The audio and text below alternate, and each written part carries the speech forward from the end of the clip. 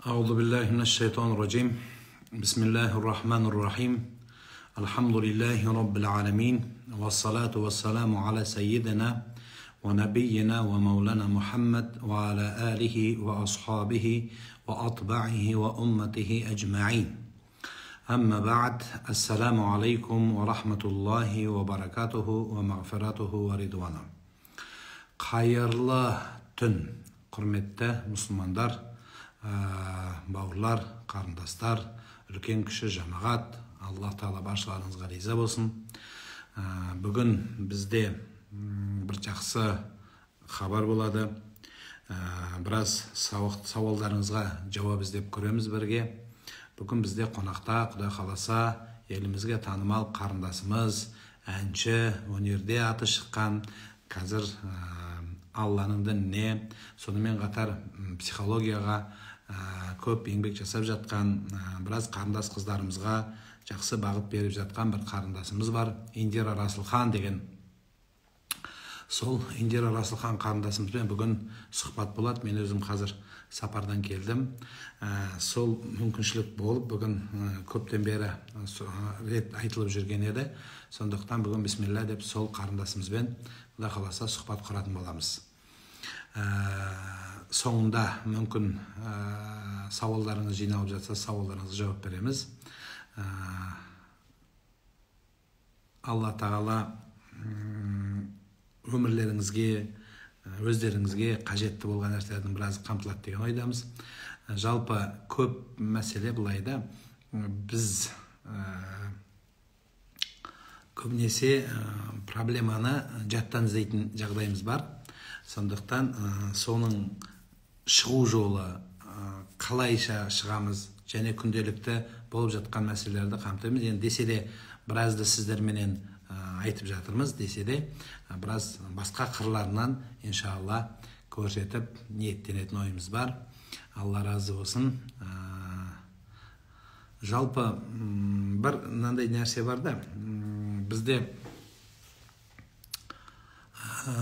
көп мәселені психологияға барып тірейміз. Енді ол туралы бүгін де айтылады. Өткенде Ләйла Сұлтан ханымменен біз не өткізген кезде, кездесу өткізген кезде де, сұхбат жүргізгенде де тап осы мәселені қамтылған. Өткен ол кісінің де біраз уақыт бұрын алған сұхбаттың өзінде психологияға қарсы ма деген тақырып қойылды ғой. Сондықтан өткен қазір бәрі психологқа қайырлы, бәрі психологияға қайырылып жатқаннан кейін осы мәселеде болады, Құдай қаласа.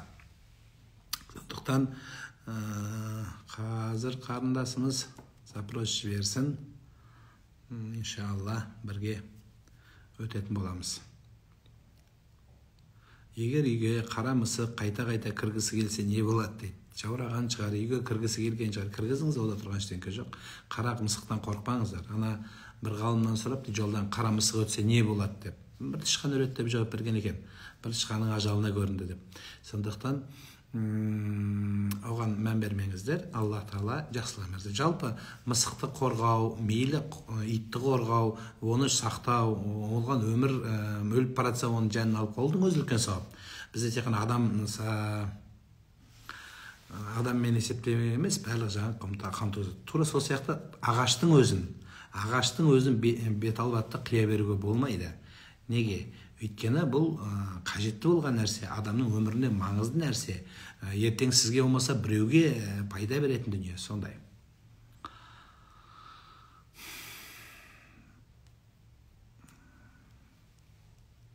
Қаза намазда міндетті түрде қысқартып оқу керек пе, әлде толықта оқи беруге бола ма?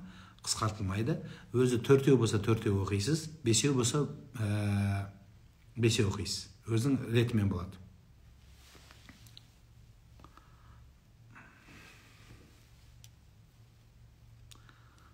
Таң намазды ерте 10 минут оқуға бола ма? Жоқ, уақыты кіргеннен ерте оқуға болмайды.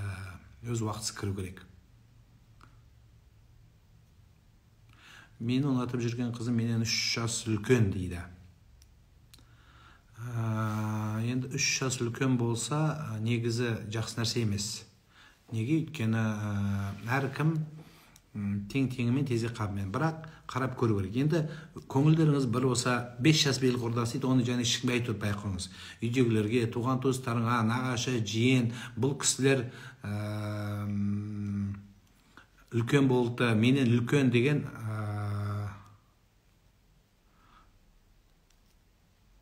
деп елге айтпаған жақсы. Не өткен түсінбейді оны да. Сондықтан меніңше бірақ алуға болады, қарап көріңіз. Егер шын мәнінде көңіліңізге жағып жатса, жөнмен болып тұрса, да тұрған еш нәрсе жоқ. Бақытты болыңыз, ең негізгісі сол. Так, сізді Мегадан көрдім, ұялдым, жақындап сөйткенсіз. Неге келмедіңіз бе, қарындасым-ау? Басқа суретті қатырамыз, былай түсеміз, сол тұра не бар. Біраз кісілер жаңа барып қалып едім.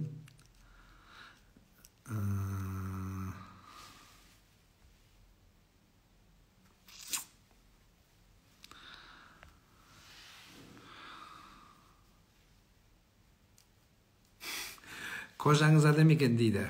Қандай крем жағасыз дейді. Қандай кремді реклама жасап берейін? Атомиді ма? Жо мерекейді ма? Жо орифлеймді ма? Жолдыз ару деген болды ма сізде дейді. Құдай сақтасын. Ұстаз, мен анам күйеуімді жек көреді. Арақ ішеді, ажыраспасаң бізді ұмыт дейді. Ажыраспа. Мамаң айта береді.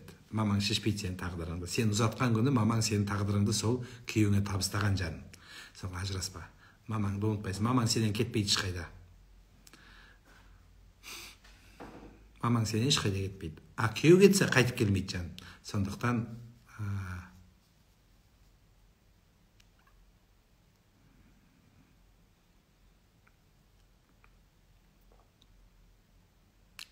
Туха намаз деген өте бір дұғалардың қабыл болуын алып келген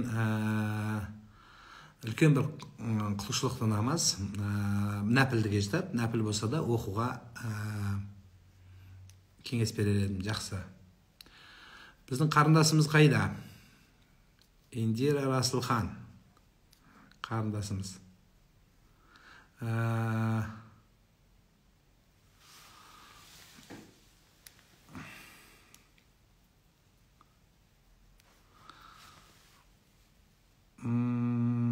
Жігітті күткен дұрыс па, әлде тұрмысқа шығып өзіміз туырлап аламыз ба? Жасыңызға байланысты. Жасыңыз егер келіп тұрса, жігітті күтіп отырған сәл қиыспайтын шығар. Запрос келмей жатыр, Индира. Күйеуім ерімат ет, тоқал туралы айта береді дейді. Айта береді ол. Күйеу медресеге бару үшін дейді. Маған талақ беріп тастап кетті. Ол не сөз? Ақмақты ол. Ақмақты оны далбаса. Оқып жатыр Сарыағашта дейді. Оны сол жаңа Сарыағаштың директорына жаз. Осы маған жазғанды, мен директор емеспін, соған жаз. Сіз сондай адамды сіздер оқытасыздар ма? Ертең ол әйелді тастаған адам елге жақсылық қыла ма деп жазсаң, болды, оны сразу қайтарып әкеп береді үйге. Қайт деп қайтар жібереді. Қайт, бала, қайт дейді. Қайт, бала деп қайтар жібереді. Енді Құдай қосқан жар, ол аманат. Ол аманат қып алды ғой сені. Сол аманат қып алған әйелді бағу міндет болады. Алла нұр жаусын, рахмет. Дәретханаға тақиямен кіруге бола ма дейді. Кіре бер.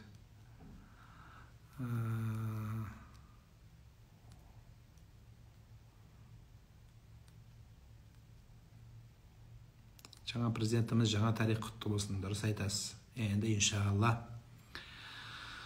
дұғада болайық. Сізбен біз бірінші естіген шығарсыздар, президентіміздің бірінші указы осы ауылдың мәселесін көтеремін деді. Өте тамаша, халықтың күткені де сол шығар. Енді мүмкіншілік берейік, Алла айтқан орындасын, дегеніне жетсін, жақсылық күнге жетейік иншалла. Үтір намазын бір сәждемен бітіруге болмайды.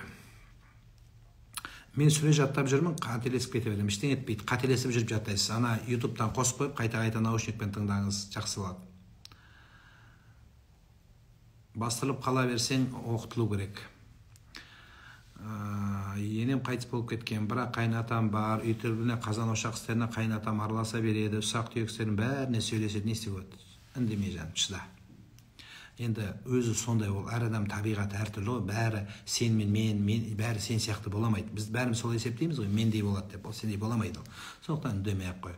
Қанша жыл өмірі бар жаным, үлкен кісі, өзі де түсінетін шығар қателігін. Құдай сана берсін. Ол үлкен кісіні алтыным түзейтін сен емес. Түсінесің ба? Ол уже қазақ айтпақшы асарын асап, біраз жасарын жасап, біраз ит аяқты тоздырып, біраз ит жейдені өзі сенен бұрын тоздырған жаным. Біраз жер таптаған аяғымен. Сондықтан түсіністікпен қарай сал. Не істейсің енді? Кейбіреулер болады сонда, қазан ошаққа араласып, еркек басымен анда кіреді, мында кіреді, болады енді сондай мазасыз дейді ғой қазақта. Ештеңе етпейді жаным. Одан сен жаман болмайсың. Жаман болмайсың. Енді қатты кетіп бара жатса, тым барып ыдыс-аяқ жуам да пол жуам деп жатса, енді күйеуің айта қойды.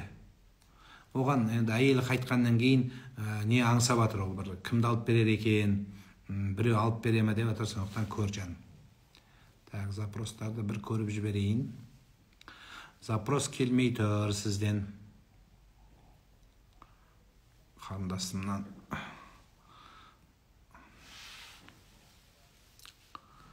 Мен естіп тұрсыз ба? Медсестра болып жұмыс істеу күнә ма? Күніне бірнеше адамның әурет жерлерін көреміз дейді. Жоқ, күнә емес жаным. Сен болмасаң, біреу укол салу керек қой жаным. Сондықтан ода тұрған ештеңе жоқ. Енді сен, конечно, әурет жерін көрген кезде, енді мысалы айтайық, жамбасын көретін болсаң, енді басқа жағында шешіндіруің қате болатын шығар. Бірақ жалпы медсестра деген өте жоғарғы дәрежедегі еңбек деп айта аламын. Менің өзімнің анам мені қазір естіп отыр, бірнеше жылдық еңбек өтілі бар, 35 жылдық еңбек өтілі бар, мейірбике дейді ғой қазір, тура сондай. Сондықтан ода тұрған ештеңе жоқ. Оқы қарындасым, соның маманы бол. Әурет жерін көргенде сенің ол жерде неде әурет сенікі. Адам ауырып, өзі қиналып жатқанда Құдай жеңілдігін берсін, саған қолыңа жеңілдік берсін. Рахмет саған, Алла разы болсын. 2 жасты қосуға себепші болсаңызшы, себепші болайын. Қабірде қазақша, орысша сұрақ қойылама дейді. Ол жүрек, рух тілінде болады. Оны сен түсінесің. Ол қазақша бола ма, арабша бола ма, ол басқа тілде бола ма, ол Алла өзі біледі. Оны именно мынандай тілде болады деп айта алмаймыз. Бірақ айтып жүргенде бар, сәл ол қиыспайтын нәрсе. Неге? Өйткені оны Алла тағала өзі шешеді. Алла тағаланың өзіне ғана аян. Сондықтан оны нақ мынау деп айтпаған жақсы болады.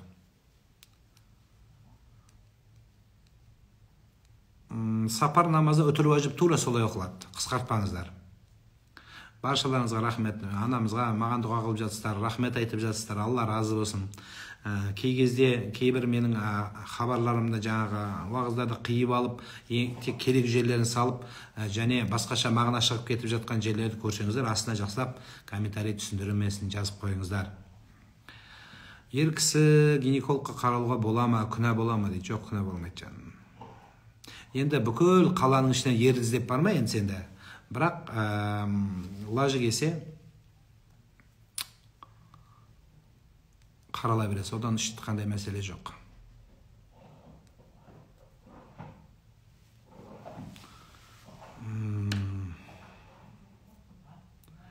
Мен шетелден келіп сақалымен келгенде, сақал өзім бақабес емессің бе деп сұрады. Енді ода тұрған ештеңе жоқ, сұрайды, бізде болса да сұраймыз жаным. Енді ол сұрады деп бәрін дұшпан көре берме. Біріншіден ол жақсылық ниетпен сұраған шығар. Ода тұрған ештеңе жоқ. Бұл біріншіден. Екіншіден, айналайым, сен ісің жақсы болсын. Ісің сол сақалға лайықты болсын жаным. Сонда тамаша болады. Солай болғаны жақсы болады. Рахмет, Асема Мерас, Алла разы болсын.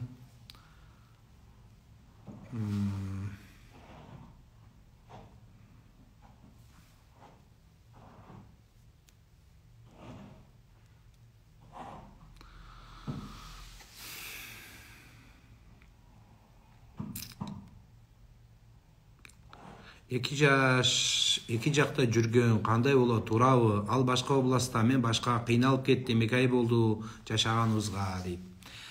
Шариятыбызда, Кыргызстандан да көрүп атыр экен, бизде шариятыбызда 3 ай же 4 ай деп айтылат. Ошо 3-4 айдын ичинде аялдын жанына ери келиш керек.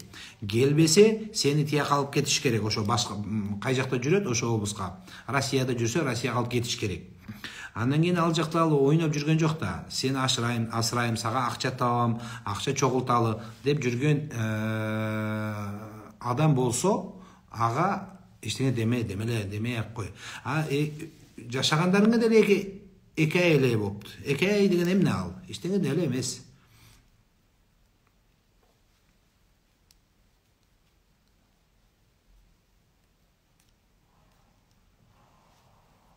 Дарет алгандан кийин дарет дуасын окуу маңыздымы дейт. Жок, маңызды эмес, бирок окусаң жакшы. Кадыр сүрөсүн окуса жакшы деп айтылат калымдарда. Бирок мен айткан болор элем, сонун кээ бирөөлөр жаттап жүргөндөр бар. Жаттаганча сүрө жаттаңыздар. О, кыргызча сүйлөйт экенсиз. Ооба, сүйлөйбүз да. Казак, кыргыз бир тууганда. Өзбекче гапырабыз.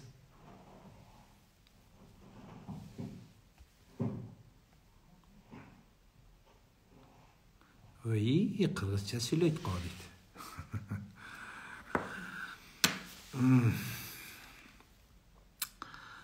Не болуп кетти менин карындашым кайда? Жигитим болатынга да болмайтынга да кол көтөрө береді. Тастайын десем жакшы көрөм, кыймайын десем, тастамайын десем жалко дейсиң ба? Алтыным ау, ал қазір ұрса сені, әлі сенің күйеуің жоқ, ешқандай правасы жоқ сенде. Сені қазір ұрса, кейін вообще жаназаңды шығарады ғой, жаным ау.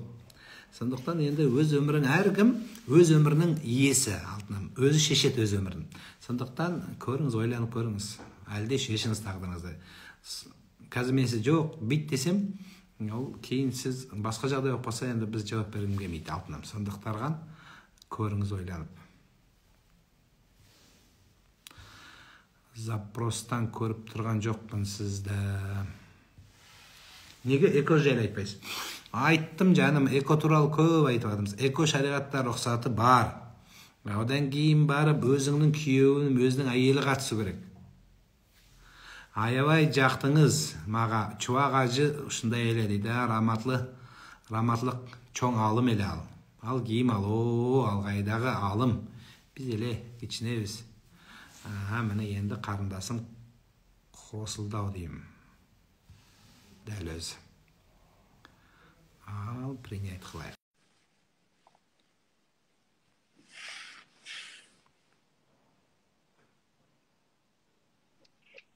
Ассаламу алейкум. Алейкум ассалам, рахматуллаху баракату. Қыз жолы жіңішке деп, біраз кешігіп, бана тойда да кешігіп шыққасыз ау сіз. Әбден күттіріп, бет ашарды ашып, әні келет, міні келет деп, қобыланды келет, сайменен болшы, сізді әбден күттік. Машалла, осылай бол керек. Дұрыс, әбден күттіру керек. Алла разы болсын. Ал енді кішкене біздің эфирімізге де жеңіл болсын. Мен мынау нелерді өшіре тұрайын, комментарийларды. Мүмкін сәл мәселе болар, бірақ сіздікі тоқтаңқырап қалдыңыз.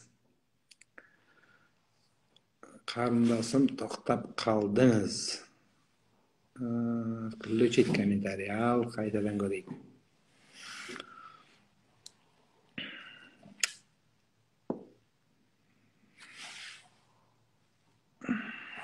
Принять, тағы бас көрейік.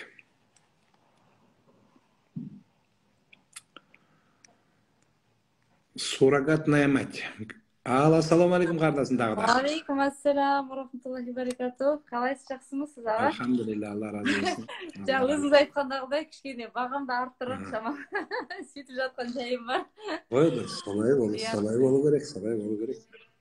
Мен сәл кешіккенде жаңа барлық оқырмандарымен айтайын дедім. Индира деп айтқыздырайын деген ғой. Қайда болды ол деп.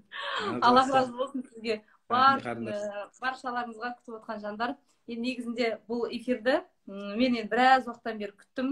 Себебі сізге қояр сұрағымыз бәріміздің өте көп. Сіздің айтарыңыз өте көп екендігін білеміз. Енді қолқа салып сізге, аға, менің көрермендерім де, менің тыңдармандарым да, менің жақсыларым да осы сіздің бір жақсы әңгімеңізді естісе екен деген сияқты менің өзімнің тарапымнан болсын, осы мен өзімнің көрермендердің тарапынан болсын, қоятын сұрақтар өте көп та. Біз ислам дінінде кәдімгідей көп нәрсені білгіміз келеді. Шариғат мынаны не дейді, шариғатта мынау қалай деген сияқты көп нәрсені білгіміз келеді. Бұл сұрақтарды қойып сізбен сұхбаттасам деген едім. Келіскеніңізге Алла разы болсын. Аллах тағалам сіздің дәрежеңізді одан да биіктетіп көтеріп қойсын, иншалла. Так, тақырыптың несін айтайын, сіздерге талқыланатын тақырыптарды айтайын.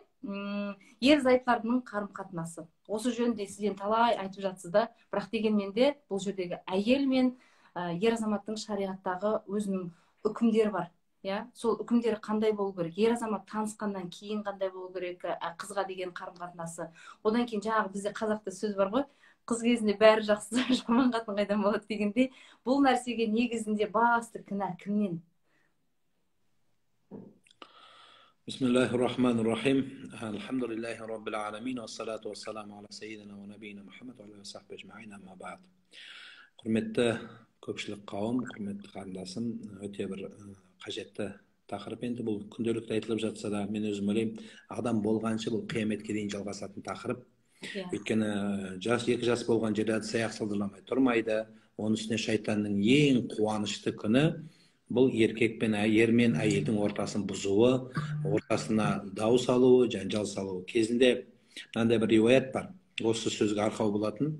Шайтан бір күні өзінің отыратын тағын бір үлкен мұхиттың үстіне деп айтылады, қояды. Судың үстіне жүреді ол. Сол судың үстіне қойып, бүкіл шайтандарды шақырады, жаран салып. Барлық үлкені бар, кішісі бар, әртүрлі деңгейдегі жын шайтандар жиналады. Жиналған кезде кім қандай нәрсе жасадыңдар осы кезге дейін еді. Біреу адам өлтірткіздім дейді, біреу ұрлық істеттім дейді, біреу ешқайсысына шайтанның үлкен іблістің көңілі көтерілмейді. Сол кезде өзі ақсақ, жарым-жартылай инвалид, мүгедек бір шайтан келеді. Ақсаңдап келіп, мен еркек пен әйелдің ортасын дау арқылы бұздым дейді. Сол кезде тақтың үстінде отырған ібліс шайтан орнынан қарғып тұрып, менің ең қуанышты күнім осы деген екен. Менің жемісім осы, менің аңсағаным осы, менің қалағаным осы. Естіңдер бәрің, кімде-кім еркек пен әйелдің ортасын бұзған болса, осы менің жемісім, менің бақытты сәттерім деп айтқан деп айтылады. Сондықтан бұл бақытты өмірдің кілтін іздейміз. Бәрі бақытты бол деп бата береді үйленсек. Бақыттың өзі жан-жақта жүгіреміз. Одан кейін өміріміз сол бақытқа кейде жете алмай қалады, кейде біраз апта тұрып, күндер тұрып кетіп қалғандар бар. Енді оны қойыңыз, жылдап тұрып, мен енді ояныппын деп біреудің сөзіне ілесіп, немесе күнделікті күйбелең тірліктің артында жүріп, отбасын бұзып жатқан, шырқын бұзып жатқандар көбейіп бара жатыр. Өзі ресми нелерге сүйенсек, дәйектерге, үйленуден бізде ажырасу көбейіп бара жатқандығы бұл үлкен қауіпті нәрсе. Сондықтан бұл тенденция тоқтау керек. Әлбетте оның бастында дін тұр. Сондықтан өзіңіз де осы Алланы танығалы, қаншалық қиыншылық жағдайда жол тапқаныңыз белгілі. Мен имам болып енді қызмет қылғаннан кейін біраз жерге шақырады, біраз үйлерге барамыз. Мен көп жылдар бұрын бір үйге барып, бір қызық нәрсе көрдім. Өзі біздің халқымыз өте бір кең, дара халық қой. Жүре берсең қазақ айтпақшы, көре бересің, көне бересің дегендей. Бір үйге бардым да, намаздың уақытысы келген екен, сол намаз оқитын бөлмеге кіріп, мына бөлмеге оқыңыз деп бір бөлмені көрсетті. Кіріп, намаз оқып болғаннан кейін екі жаққа сәлемімді беріп, қарасам алдымда бір тақта тұр екен. Даска тақта тұр екен. Тақтаның бір жағында еркек өзін, сол үйдің иесі мен деп жазыпты, екінші жағында әйелінің атын мен деп жазыпты. Екеуі бір-біріне талабын жазыпты. Мынау мынаны қалайды, мынау мынаны қалайды. Мынау мынаны қаламайды, мынау мынаны қаламайды. Мынау мына керегі, содан кейін шақырдым иесін. Шақырдым да, бұл не? Бұл неге бұл тақта? Неге жазасыздар деп? Бұл бір-біріміздің кемістіктеріміз жазылған деді басында. Мен мысалы мынандай кемістігім бар, әйел өзінің кемістігін жазған. Содан еркек бір-біріне күні қарап тұрады. Содан кейін аптасына бір рет па, айына бір рет жаңартып тұрамыз өзіміздің кемістіктерімізді және өзіміздің талап мұқтаждарлықтарымызды. Сонда бұл деген сөз осыны жасағалы бер дейді, ортамызда түсіністік пайда болды дейді.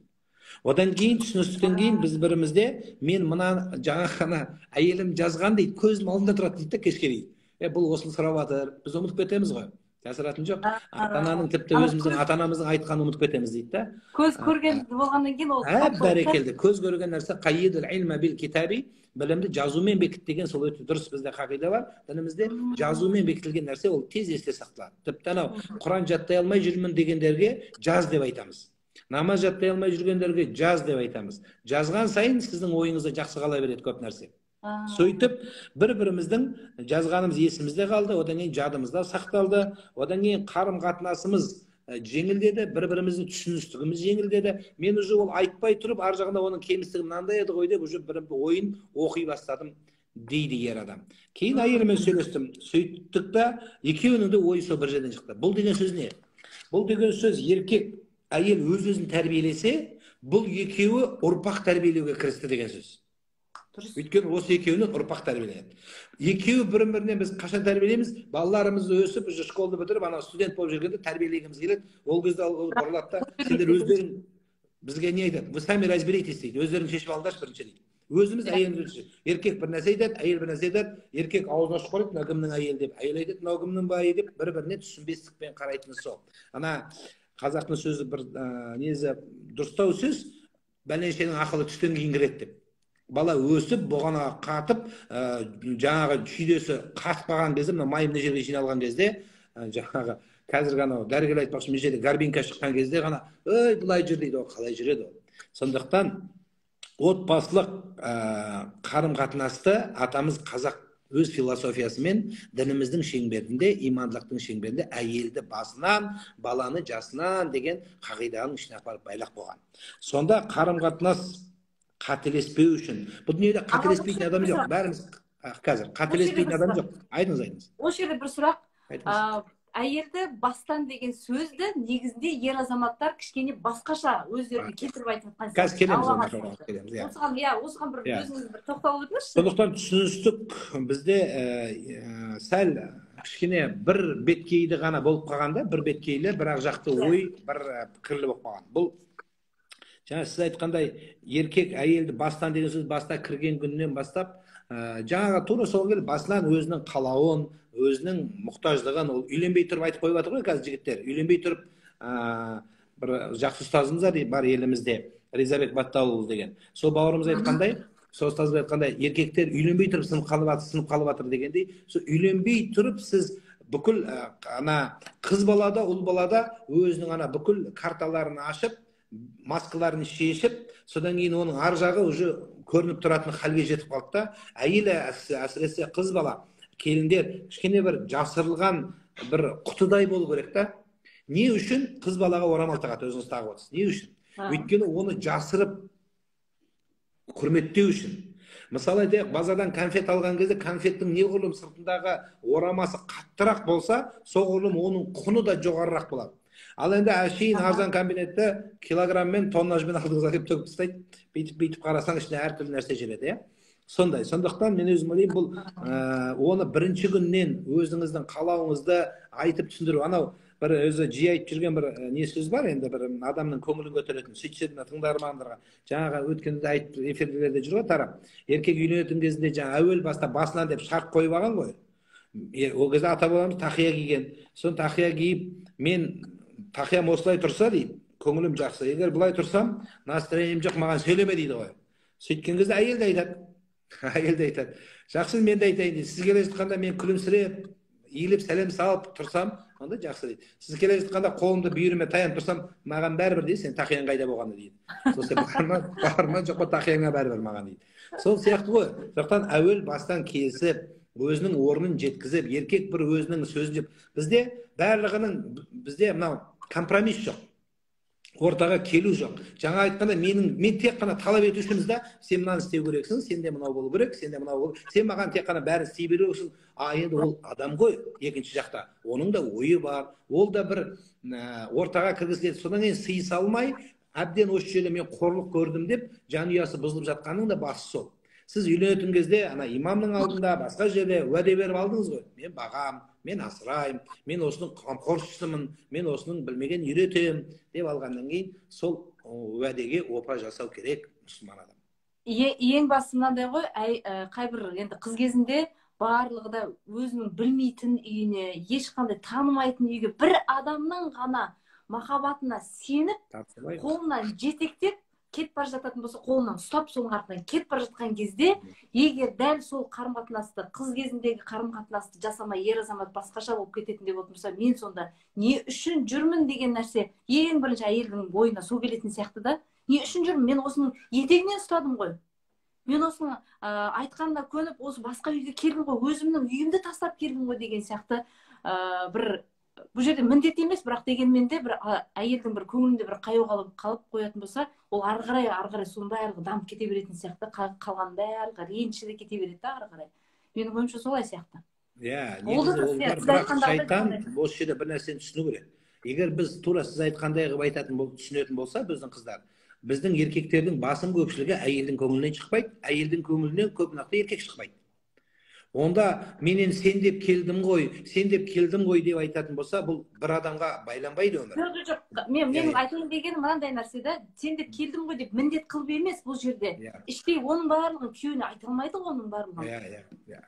Кейбір мәселелер бар, кейде бір мәселелер бар, ол нәрсені былай кеңдікпен қарауға тырысу керек. Әлбетте еркек анау тай басқан екеуі де бұл жас қой енді. Тек қана әйелдің мойнына еркекті әйелді жетектей берген сөз бұл жерде еркекке де ауыр шығар. Өйткені бұл да жаңадан бастап жатыр ғой. Еркек бұрын үйленіп 4 әйелді жіберіп, мынандай бастайды екен деп жатқан жоқ қой ол. Ол да жаңадан бастап келе жатқан. Сондықтан менің правам, менің қалауым, менің мұқтаждығым мынау дей берместе, екеуі түсіністікпен келудің өзі бір үлкен еңбек, үлкен философия. Әлбетте өмір жасы үлкенірек болуы да осында шығар. Еркек өзінің әйелден жасы ұлғайға үлкен болса, оның кішкене өмірден көрегені де көбірек болады ғой. Сондықтан бұл мына жас қызға түсіністікпен қарайды ғой деген мақсат дінімізде бірінші орында тұрған. Осы жерде түсінік. Ал бірақ көре көсем болады, сөйлей шешен болады дегендей бара көш түзеледі. Сондықтан кішкене сабырменен, түсіністікпен, түбі жетелектенсе, қаншама біздің қарындастарымыз түбі жеңемін түбі мен осы орнына түседі деп сабыр қылып, іштей өз-өзін мүмкін басып, эмоцияларын көрсете бермей жүргендер өте көп. Ана тісін немен қайрақпен қайрап көрсетем әлі саған асықпа деп. Сондықтан ол өз уақытысы келетін шығар. Бірақ десе де сол өмір бір-біріне келістікпен қарау түптің түбі бұл жеңіске алып келетін үлкен еңбек. Енді мен ойлаймын, бұл қарым-қатынаста 100% ер азаматта да болу керек, жауапкершілік 100% әйелде. Бұл жерде енді бөліп айтатындай жаратындай мына сенің міндетің, міндет әрине ғой, бірақ дегенмен қарым-қатынаста менің ойымша ең бір ішіндегі жан сезімін айтып білу керек та, себебі ең жақын адамың сол адам ғой. Сол адамға айтып, ішіндегіні нетіп, мен осылай сезініп тұрмын, мен осылай кішкене саған ренжіңкіреп тұрмын деген сияқты нәрсенің бәрін айтып білетін болса, жаңағы айтқандағыдай талапты жазып қойған күшті техника екен негізінде ше, аттарын айтып қойып, мынандай жазып қойып. Маған көп осы отбасымен қайырылғандарға көп осы техниканы неге береміз. Күшті екен. Енді оны тақтаға, ол ана кейбіреулер бар, дәптерге жазып жүргендер. Дәптер оқылмайды. Дәптер кейін балалар оқылады да, ол күліп мазақтауы да мүмкін басқа біреу. Особенно ана қайын-сіңілі, қайын-әпке дегендер қорса, ертең интернетке шығып кетесің. Сондықтан бұл жердегі нәрсе меніңше екеуі ашық болғаны дұрыс та. Одан кейін ашық тұрғаннан кейін бөтен біреу оқып қоюы мүмкін, ол жерде артық нәрсе жазылмайды. Шын ойындағы жазылады және талап еткен нәрсе. Талаптар жазылады. Өте қуаныштымын. Жақсы, керемет, өзімнің сұрағыма және де мен көрермендерімді осы өздерінің көкейінде жүрген сұрақтарына жауап алған шығар деп ойлаймын. Ал енді келесі тақырып бізде бақытты адамдар кімдер? Бақыт үлкен нәрсені қамтиды. Бақыт, әркімнің өзі бақыт туралы біздің ақындарымыздың жақсы сөзі бар. Біреудің жаулығы жоқ, біреудің мінетін алдында саулығы жоқ, біреудің жаңағы күйеуі тілін алмайды, біреу баласы тілін алмайды деген әркім бақыт аралған сөз. Бірақ дініміз, шариғатымыз оны бақытқа үлкен түсініктеме берген. Түсініктеме бақыт деген бірінші не деген түсінікке? Бұл жаратқан Алланы иманыменен Алла көрсеткендей тани білу. Сол Алланы таныған адам, өмірін жаратқанға байлаған адам бақытты болады. Алланы танымаған адам бұл дүниеде де бақытсыз, Алланың алдында да бақытсыз болады. Өйткені бақыт араб тілінде сағадат деген сөзді білдіреді. Арабша сағадат деген сөз. Кезіндегі бабаларымыз Сағадат Нұрмағанбетов аталарымыздың аттары сол Сағадат бақыт деген сөз. Сол сағадатты дініміз тек қана Алланы танып, иманы жүрегіне көрсеткен адам ғана бақытты болады дейді. Неге? Оған түсінік берейік. Түсінік, бұл адам бақытты Алла разы болу үшін, бұл мұсылман адам деген бүгін бірінші жалпы мұсылман болу керек деген сөз шығады ғой, бақытты болу үшін. Бақытты солай үшін. Енді сіз бақытты арзан нәрсеге қойып тек қана ақша, қаражат десеңіз, анау мен жуырда ғана жаназасын барып бүкіл интернетті шолатып, анау бәленбай 101 неше биік этаждан ең қымбат үйден балконнан секіріп бір әйел қайтыс болды. Не үшін десең, бақыт іздедім деп хат жазып кетті. Мен бақыт таппай жүрмін деп. Үйінде кнопка, ананы сөйлесең, кнопка өзі штор ашылады, штор жабылады, су өзі қайнайды, өзі кіреді. Сондай үйде тұрған адам бақыт таппаған. Сондай үйде Күйеуге шығам деген, тұрған күйеуден арзан күйеуге ғана шықсам, немесе белгілі бір мына мақсатқа ғана жетсем бақытты болам десеңіз, сол мақсатыңыз, сол бақытыңыз басыңызға сор болып келеді. Өйткені сіз өмірді бір шекараға ғана байлап қойғансыз, тек қана мынау нәрсе менің бақытым деп. Жалпы дінімізде адам бүгінгі мұсылман деген кім деген, мұсылман бақытты адам, ол мұсылман біріншіден. Алланы таныған. Енді таныған адам кім десеңіз, ол бүгінгі күнмен өмір сүреді. Бүгінгі күнмен өмір сүреді. Бірақ келешегін ойлайды. Ар жағын ойлайды. Ол тек қана ертеңгі күн не болады, ертең Алланың алдына барған деп ойламайды. Онда бүгінде сол ертеңгіні сен бүгін жасайсың. Қай жағынан? Мейлі дүние тірлігі болсын, мейлі бала тәрбиесі болсын, мейлі діни құлшылық болсын. Қалай болғанда да ол бүгінгі өмір сүріп, келешегін ойлайды. Енді осы жерде бір ғалымдарымыз бір жақсы не айтады? Түсінік айтады. Қараңыз. Егер дейді адам өткен өмірін айта берсе дейді, мен баяғыда сұмдық болғам, гарком болғам, апком болғам, сұмдық болғам, министр болғам, бай болғам, ақша деген машинемде толып жата беретін баяғыда десе, оның дейді бүгінгі жағдай жақсы емес сол адамның дейді. Сол үшін ол өткен күнмен өмір сүреді, ол бақытсыз адамның белгісі дейді. Ал енді бүгінгі күніне барына нарына ісіп кеуіп отырған адамның дейді, келешегі жақсы болмайды дейді. Өйткені Алла сол берген нәрсені алып қояды бұдан. Неге? Ол тәкаппарланып, Алланы ұмытып, жаңағы сыйынған емес, алдындағы тұрған нәрсесіне сеніп қалған адам болады. Сол үшін мұсылман деген жаңа бақытты адам, ол өзін ойлаумен бірге үрім бұтағын ойлап, Алланы шынайы танылған, түптің түбін ойлаған. Мысалы қараңыз, өз халқымызда сөз ғой, жақсы болса, ақылды болсаң, бір күндік ойлайсың, сәскелікті ойлайсың, айлықты ойлайсың, жылдықты ойлайсың, болды. Оның өзін неге байлайсыз? Материалдық құндылыққа байлайсыз. Материалдық құндылыққа байлайсыз. Материалдық құндылықты сіздер менен сұрай беріңіздер, имам ретінде. Әкелері дүние жинап беріп, бір түнде бәрін казиноға салып, бір түнде соны сатып құтылып, әкесі өліп талып, қылмысқа дейін барып, коррупцияға дейін барып жинаған дүниені бала бір ақ күнде деп шашып, өйткені оның қалауы балаға сіздің айтуыңызбен жүрмейтіндігі, әкең күшті үй соғып десем, осы үйіме қажет, бұны анау крутой районға салу керек еді деген талай балаларды көріп жүрміз. Соны қазақ атамыз бір сөзбен жинақтап қана айтқан, әкенің дүниесі балаға дүние болмайды деген. Сондықтан, бірақ сол нәрсенің сұрағын сіз бересіз. Өйткені сіз ар жағын ойлаған жоқсыз, бүгінгі күнді ойладыңыз. Балам менікі.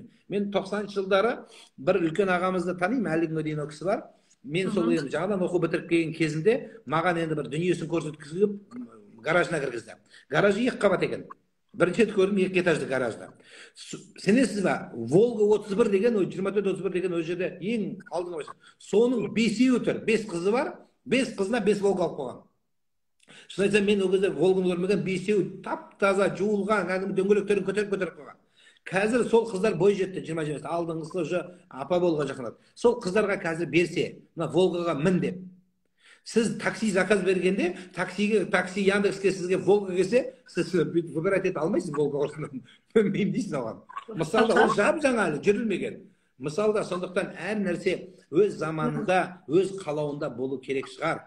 Сондықтан шынайы бақыт дінімізде Алланы таныған, Құдайды білген адам ғана бақытты болады. Және бақыттың дәмін сезгіңіз келсе, ол шынайы ислам дінімізде.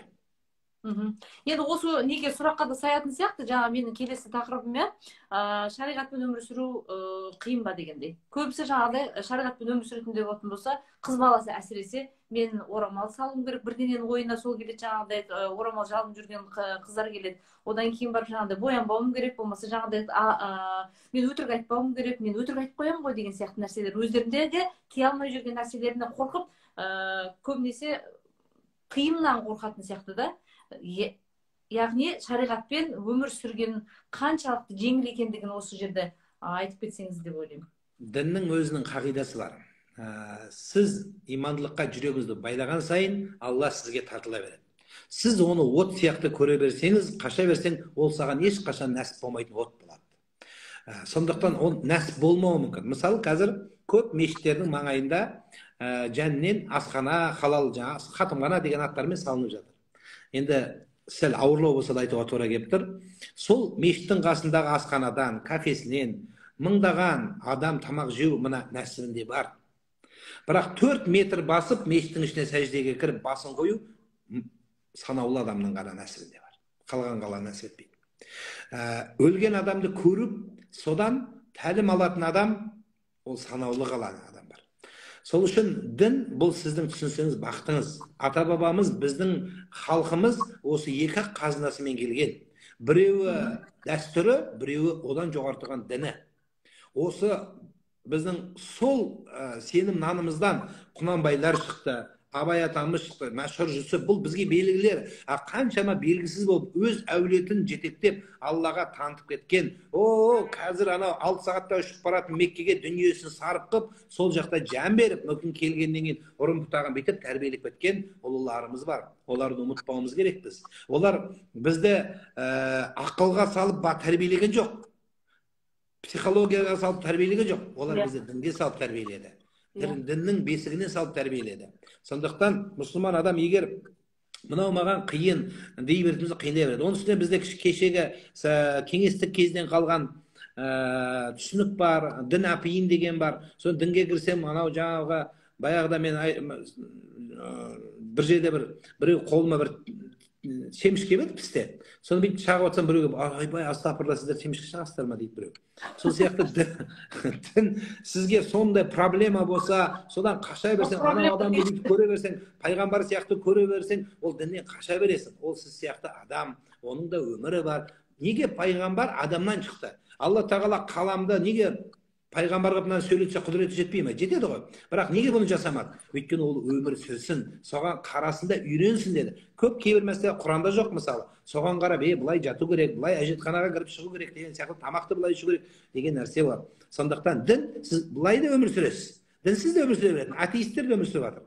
Бірақ сол дін сізді бақытқа алып келеді. Мынау қарындастарымыз Аллаға танып бұрынғы кездегі күндері есіне түссе, біз оқырмандарымыз үшін намаз оқымаған адамдар намаз оқығаннан кейін өз өмірлерін айтады да, мен қандай адам болғам дейді. Алла тағала маған сондай нәрсе беріп, мен сонда бір санаулы намазымдарын аямасам, бір Құдай тағала көрсеткен ереже кім үшін ол? Оның өзі. Біз үшін ғой. Ла тамунну алайя исламакум. Алла тағалаға бәрібір біз исламда боламыз ба, христиан боламыз ба, отқа сыйынасың ба, пұтқа сыйынасың ба, өмір бойы танымай өтіп кетесің ба, бәрібір баратын жеріміз біреу. Вала тамутунна, өлмей-ақ қой дейді Алла. Илля ва антум муслимун. Өлетін болсаңдар тек қана мен айтқан күйде, яғни мұсылман бұл күйде келіңіздер деген қағида осы жерден өздігінен келіп шығады. Сондықтан бақытты адам, тағы да айтамыз, ол жаратқанды таныған адам. Дін сізге проблема емес. Дін сіздің бақытыңыз. Сізді көтеріп, өміріңізді намаздың өзі пландап, жоспарлап, қай уақытта не нәрсе жасаймын, соның ішінде мынаны жасап үлгеру керек деп,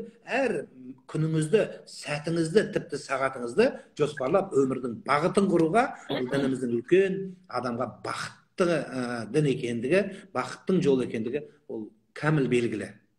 Енді мен ойлаймын, осы орайда енді қазір енді соңғы кезде осы ислам мен психологияның ұштастырып жүрген адамның бірі болғандықтан мен ойлаймын да, шариғатпен өмір сүрудің жеңілдігі сол, ол жердегі бар мәселенің барлығын, қарызымды қалай төлеймін, адамдардың қарым-қатынасын қалай түзеймін, күйеуімді қалай түзеймін, одан кейін жаңағы енді түрлі проблемалар бар ғой, сол проблемалардың барлығында да Аллаға тапсырып қойып, өзі бүйтіп өмір сүрген жақсы шығар деп ойлаймын да, ең бірінші. Себебі көбісі деген осы мәселенің барлығын өзім шешем деп ойлайды, бірақ Аллаға дұға етпейді да, мысалы, Аллахым өзіңе тапсырдым, осы нәрсенің барлығын қайырлымен маған шешіп берші деген сияқты осындай бір нақты бір сенім болмағандықтан, өз мәселесін өзі шеше алатын болғандықтан, оған бір ауырлық келе беретін сияқты да.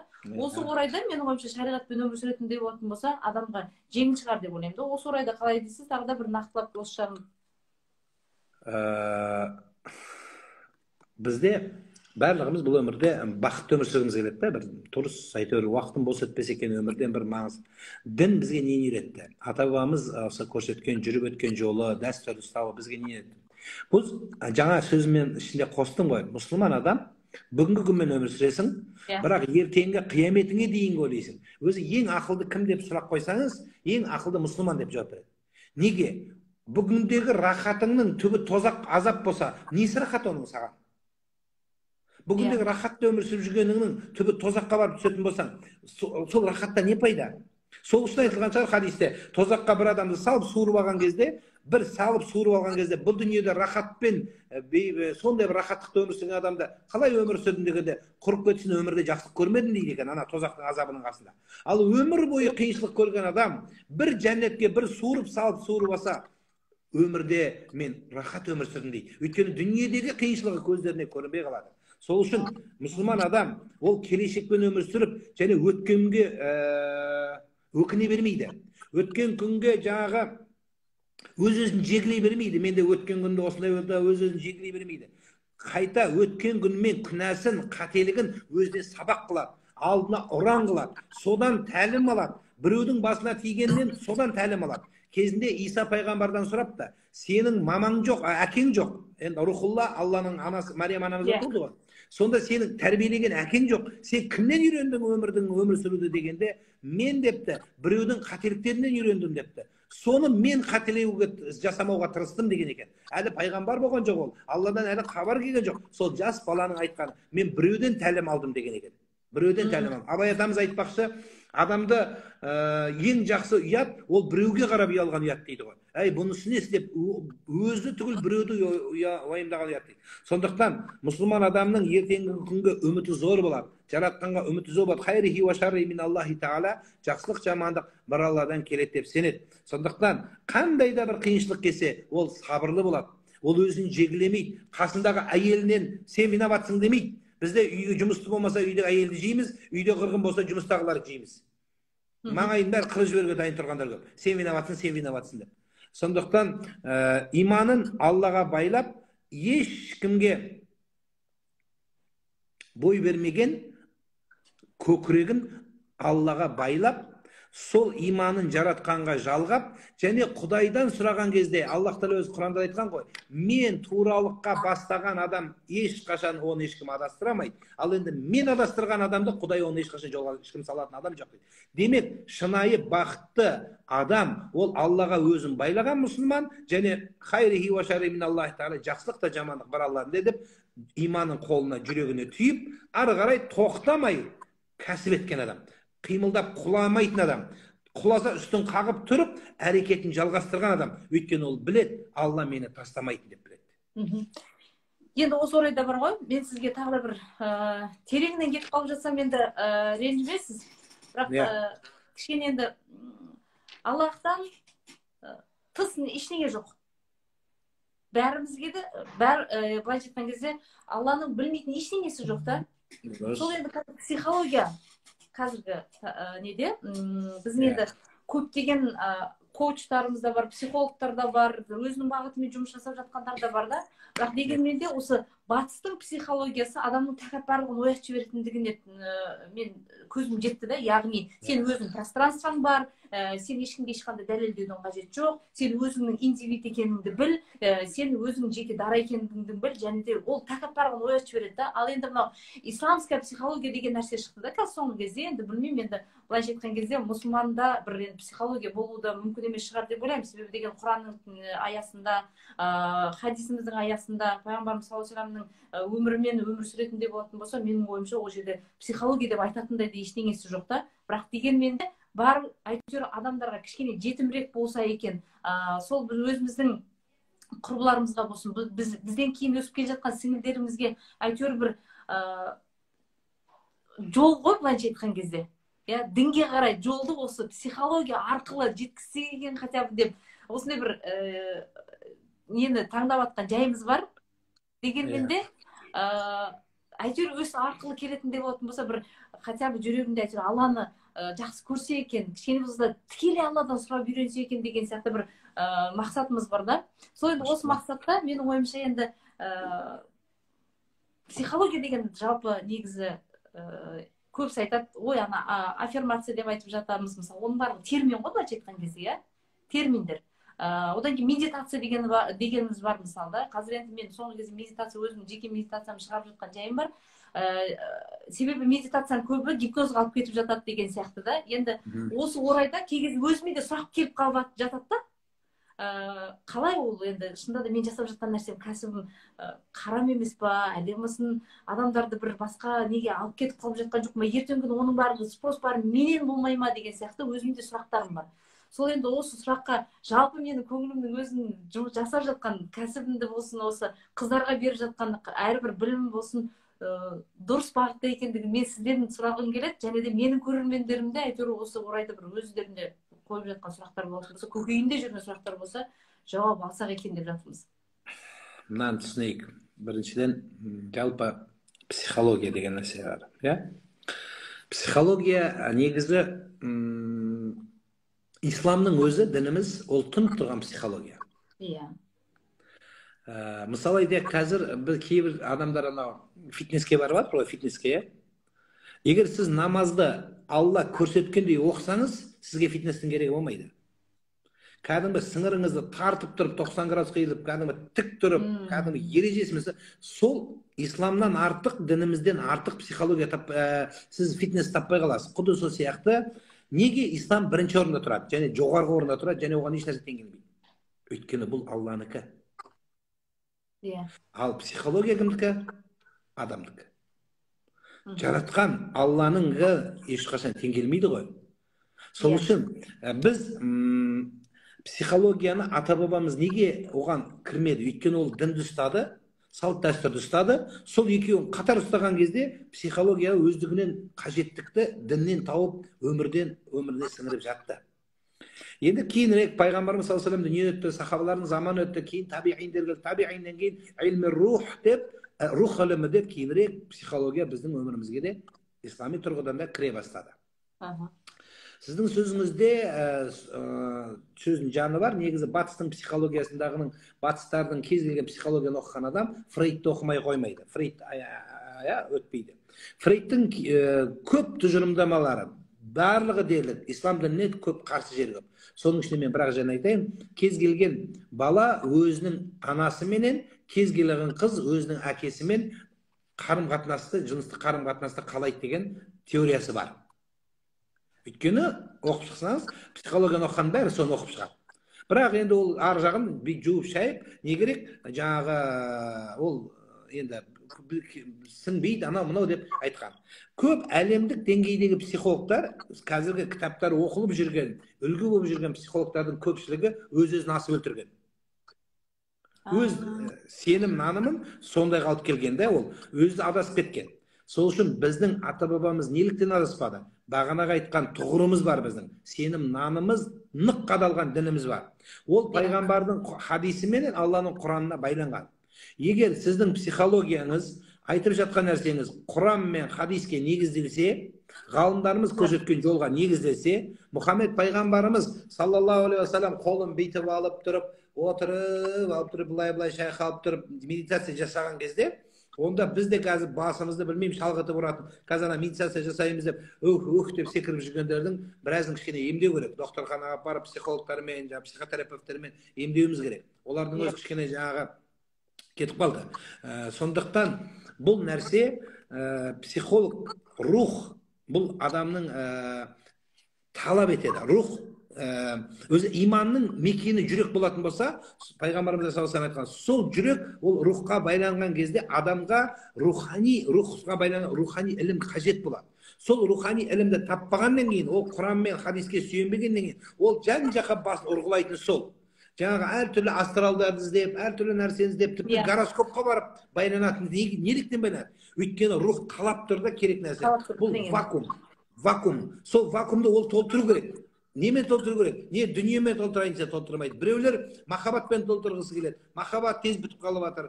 Телефонмен толтырайын десе гаджеттермен ол екі күн бірі жаңарып жатыр. Ортамен толтырайын десе досың алдап кетіп жатыр. Подружка махаббат тастап кетіп жатыр. Махаббаттың көзіне шөпті айырлап тұрып салып жатыр. Соның қайсыны істейсің енді? Қайсына барам деген кезінде Ибрахим пайғамбар үңгірде туылған кезде анасынан сұрады ғой.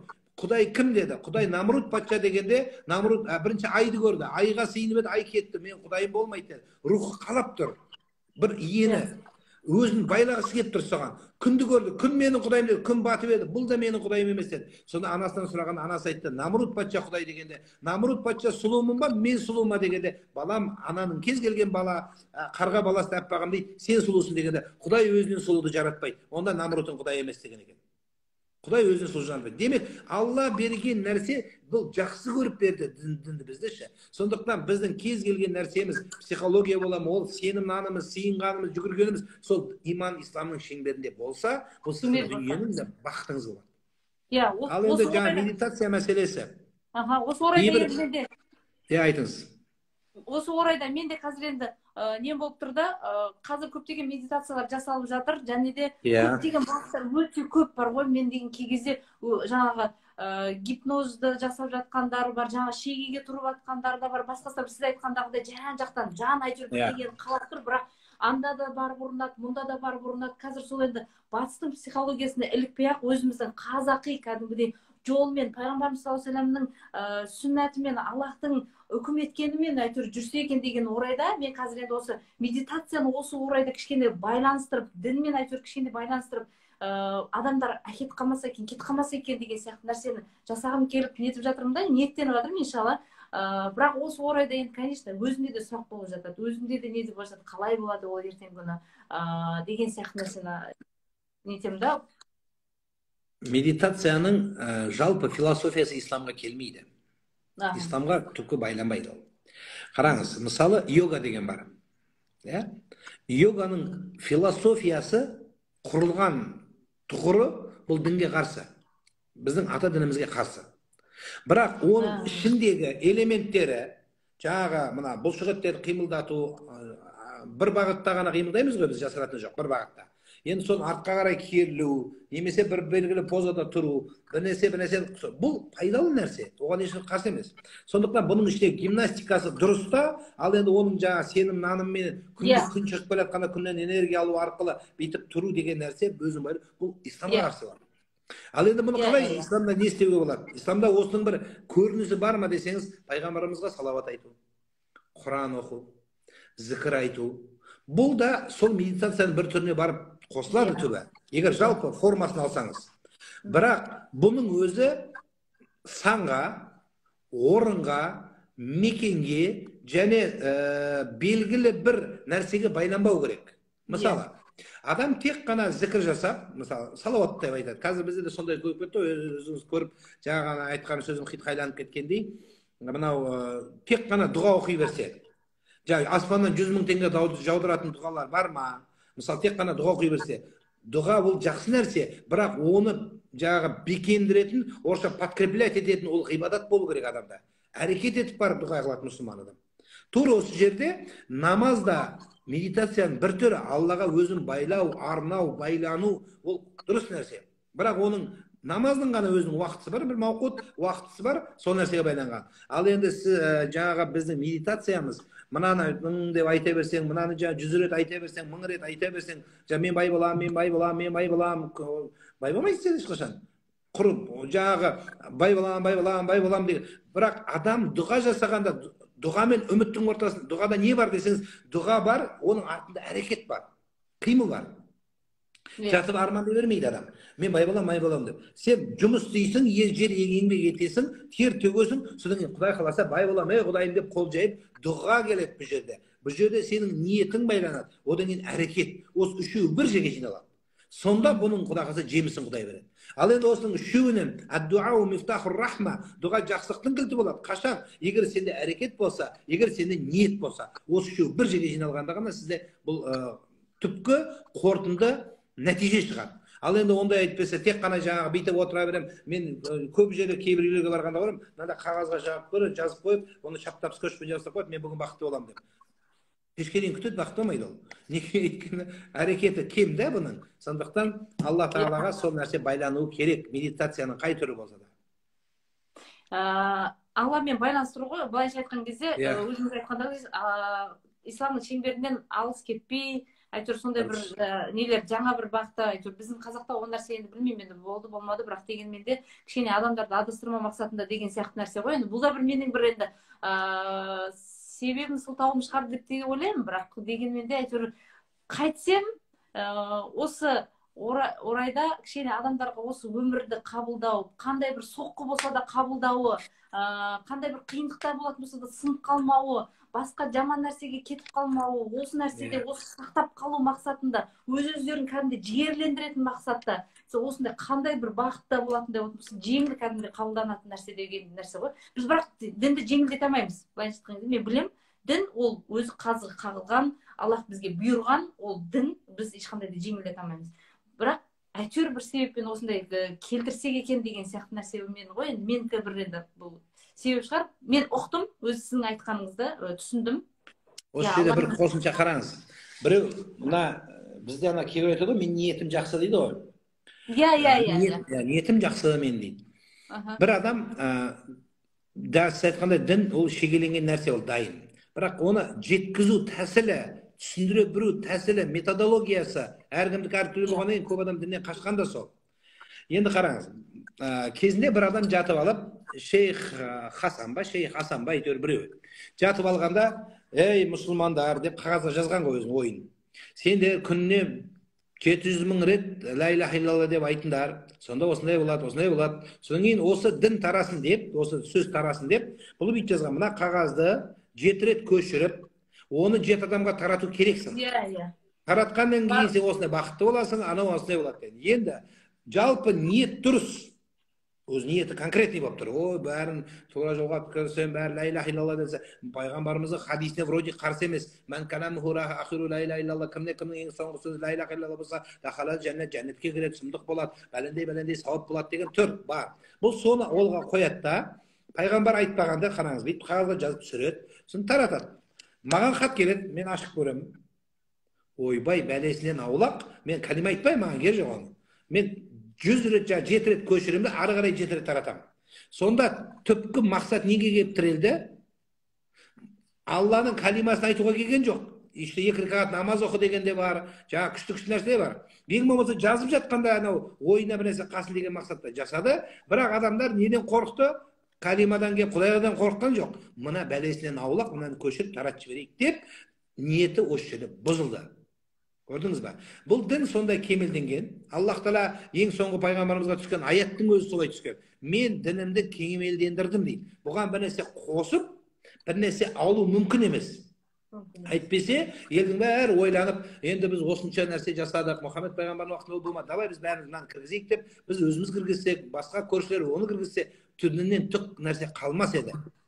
Құраннан да түк нәрсе қалмас еді. Алла оны мен қорғаймын деді. Сондықтан Құдай Тағала қорғағаннан кейін өзі былай ғой. Абай атамыз, мен өзім айтқан болар едім, әр қазақ мұсылмандықтың дәмін алам десе, Абайды толық оқып шығу керек. Толық оқып шығып, оның өмірін, айтқан нәрсесін өміріне кіргізу керек. Абай атамыз бірақ сөзбен түсіндіріп беріңіз, қараңыз осы философияны. Жаратушы тұрғанда не қыласың жаратылғаннан сұрап дейді ғой. Жаратушы тұр дейді сенің, көрсетіп қойған жолы тұр. Енді жаратылғаннан неғып сұрап жүрсің дейді, неғып айдалада жүрсің, бауырым-ау дейді. Көрдіңіз ба? Сондықтан біз Алла көрсеткен нәрсені ғана жасасақ, біз бақытқа, туралыққа келетін жайымыз бар. Өте анық, мен өзіме керемет инсайт алып алдым, негізі бар ғой, қажетті нәрсе. Мен үшін енді сұрақ болып жүрген еді, мен жауап алдым. Енді ары қарай нетейік, енді бір 2-3 тарағым бар. Дұғалардың қабыл болуының болуының және де болмауының сыры неде бұл жерде? Мысалы көбісі айтып жатады, бірақ болмай жататындай болатын болса, өздері ой қойшы тасташы деген сияқты нәрселер айтып жатады деген сияқты. Болмаса бір әйтеуір бір күш жігер таба алмай қалып жатады да, артқа қарай кейін қарай шегініп кетеді. Ой, мен айтып жатырмын ғой, менде бәрі орындалмай жатыр, болмаса жаңағы дұғаларды сұрап жатырмын ғой, бірақ маған беріп жатқан жоқ деген сияқты нәрсені айтады да. Бірақ мен осы орайда айтарым, енді дұғаның қай кезде болатын болсын, Аллах тағалам ешқандай адамның көңілін жықпаған да, жықпайды да, және де бұл дүниеде орындалмаса да ақиретке де сақтап қойған дұғалар да бар да. Осы орайда не айтасыз? Дұға біздің Қазекең өзі жер бетіндегі өте бір уникальный адамбызды ғой, біз енді құдай білмеймін, енді бізді сондай қылып жаратқан сияқтымыз. Біз өзі деген кезде аспаннан патыр түсу керек, мә деп түсу керек те бізге. Сонда біздің көңіліміз тоқ болады, конкретный, біз сұрай береміз, сұраған соң жалғана береміз да. Енді сол ниетімізге де шығар, енді Құдай беріп жатқаны осынша нәрсеге жеңілдеу келіп жатқанымызда сол шығар деп ойлаймын. Бірінші, дұғаны сұраймыз, мынандай қағидасы бар. Дұғаны сұрайсың, Алла бірден береді. Сұраған орнына патыр түседі саған. Патыр түспесе дейді, сәл кейінірек патырлап түседі. Олда да бар. Сәл кейінірек түседі дейді. Одан түспесе дейді, онда Алла тағала басыңа келейін деп жатқан бір жаманды алып қояды дейді. Біз ойлап жатырмыз, маған мынау керек. Алла біледі, сен болмасаң бір жағдай болып қадалып қалады, кесіп боласың, бір нәрсе боласың. Мына мысалы машина сұрайсың.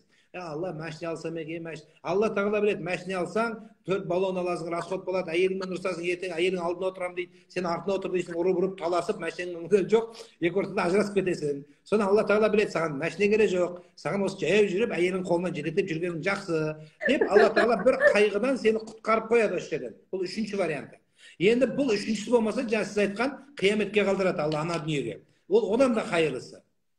Одан кейін біз дұға қылмайтын халық емеспіз. Біз дұғаның мына жолын білмейміз. Жолын көрсеткен бізге. Міне. Жол білуіміз керек. Мысалы, ана бастыққа кіру үшін қалай кіресіз? Бірінші секретаршаға жазыласың. Сосын подарка алып барасың. Барағанда уже ойыңды жинақтап барасың, нақты не сұрайтыныңды біліп. Одан кейін басын қатырмай, басқа нәрсені қоламай, нақтысын айтасың. Сол сияқты жаратқанға баратын жолды біз әлі дұрыс бағыттай алған жоқпыз. Аллах Тағала Құранда айтады: "Я аyyuhallazina amanu ista'inu bis-sabri was-salah." Менен сұрасаңдар дейді, сабырмен сұрасаңдар және намазбен сұраңдар дейді. Мына Құдайдың бұл сөзін халқымыз бірақ намазбен сұра деген сөзді бір-ақ ауыз сөзбен жинақтаған. Халқымыздан сөз қалмаған қазақтан. Құдайға бер де жалын дейді. Иә. Құдайға нені береміз, ол қайда бізге беріп тұр ғой десе, өз бұйырған нәрсесін бер дейді. А ол не берді? Бұйырды, намаз берді бізге. Біз намазсыз сұрағымыз келеді да былай, прямой. Алла онда да береді. Қасқырдың қой жеймін деген ниетін де береді. Кәпірдікін де береді. Алла бәріне беруші. Беруші екендігі анық. Беріп жатқанда шығар, алғандарыңыз да көп, бірақ соны біз бағалай алмай жатырмыз. Соның үдесіне жете алмай жатырмыз, және соны пайымдап, ары қарай келешекте жолды дұрыс құра алмай жатырмыз. Қараңыз. Дұға қылған кезде дұғаның қабыл болатын уақыттарын пайғамбарымыз көрсетіп берген. Қай дұғаларымен көбірек айтып барып, Алланы ұлықтап барып, мынау бастықтарға да қайырған кезде жоғары мәртебелі анауда мынау үстіндегі анау люстраға апарып қоямыз. Сізде адам жоқ, сіз деген сіз болмаса мына өліп қаламыз, бәрінде аштан өліп қаламыз деп мақтасаң, анау сондай деп ойлайды да өзінде. Аллах тағала бұл қайдан шықты? Аллах тағала субханалла, альхамдулилля, Аллаху акбар. Бұл дұғаларды айтып, Алланы ұлықтап барып сұраудың өзі ол техникасына жатады. Біздікілер онда техника келмейді. Біздікілер мынаны жаттап алған, кешеде біреу сұрайды, мына жаңбыр жауғанда дұғалар қабылдау болады екен дейді. Бұл сондай бар негізі. Бірақ енді бұл басқа уақытта дұға жасамайды, тек қана жаңбыр жауғанда жасайды. Енді ол да ештеңе емес. Кеше ол біреу сұрайды, мен дұға қылғанда дейді, ана жаңбырдың астына басым шешіп дұға қылып тұруым керекпін ба, тақиямен? Жоқ, мынаны шешіп тұруым керекпін ба дейді. Шешіп тұрсам жақсы болатын шығар деген түсінік бар да. Бұл жерде жаңбырды күтіп отырма деген сөз. Жаңбыр Құдайдың рахымы, соның кішкене ғана бір жолы ғана. Бірақ сіз жаңбырға дейін де дұға қылмайсыз ба? Жаңбыр ол Құдайдың рахымы ғана. Бірақ жаңбырдан бұрын басыңа ана Ананың сүтімен кірмеген тананың сүтімен кірмейді дейді. Жай бір рахатта Құдайым бер деген өтпесе басқа уақыт өтпейді. Одан кейін бір жақсылық жасап барып, бір жетімнің басын сипап барып алып үйрену керек. Бірінші ата-ананың батасын алып үйрену керек дұға жасағанда. Бірінші үйдегі әулие отыр сізде. Сол үйдегі әулиенің батасын алмай, әулие аралап кеттік бәріміз. Ана әулиені мына молданы іздеп, ұстазды іздеп. Одан кейін үйде еркек деген отыр. Еркекте ол Құдай сондай оны жаратқан еркекті. Қазір әйелдер біз көтеріп жатырмыз. Дұрыс та шығар, Алла көтерген олар. Бірақ еркектер аяққа тапталып бара жатыр көбінде. Қанша жерден успешный әйел болыңыз сіз. Қанша жерден бизнес-вумен болыңыз. Жер бетіндегі дүниенің иесіз болыңыз. Үйге келіп қолыңды бүйтіп шаршап, қолыңды столға қойып немесе бүйтіп сүйенгенде, мына иығынан сүйейтін бір еркекке мұқтаж болады, бір талға мұқтаж боласыз. Қандай әйел болсаң, ондай әйел бол. Тура сол сияқты еркек те қанша мықты болса да, үйде бір жылы сүйенетін бір мұқтаждық әйелге мұқтаж болады. Ол Құдай оны сондай қылып жаратқан табиғатына. Бұл дүниеде іздемей, ана дүниеде қор іздеп кеттік бәріміз. Жоқ, 700-800 мыңы күттір екен деп. Жоқ, бұл дүниедегі қорға жақсы қарасаң қасыңдағы жарыңа, Алла тағала ана дүниеде қорды береді саған. Сондықтан бұл бір-біріне байланған дүние. Алла тағала әйел қанша мықты болса да, бір ауыз сөз бар ғой, байтал шауып бәйге алмайды деген. Бұл сөздің ішінде бәрі кіріп тұр. Бәрі кіріп тұр. Бұл жерде әйелді төмен түсіру емес бұл сөз. Бұл екеуі бір-біріне мотивация беретін. Еркек дүние табатын, әйел оны четінен жаңа дүние таппайтын, еркек болмайды, құрарнайды деген халқымыз. Сондықтан сол бір-бірімен құрап, ары қарай өмір осы бағытта жүру керек, осы бағытта өрбу керек. Енді қазір келесі айтылатын тақырып тура осы тақырыпта негізді. Аллах тағала сіздің ойыңызға жайдан жай беріліп жатқан жоқ бұл нәрсе.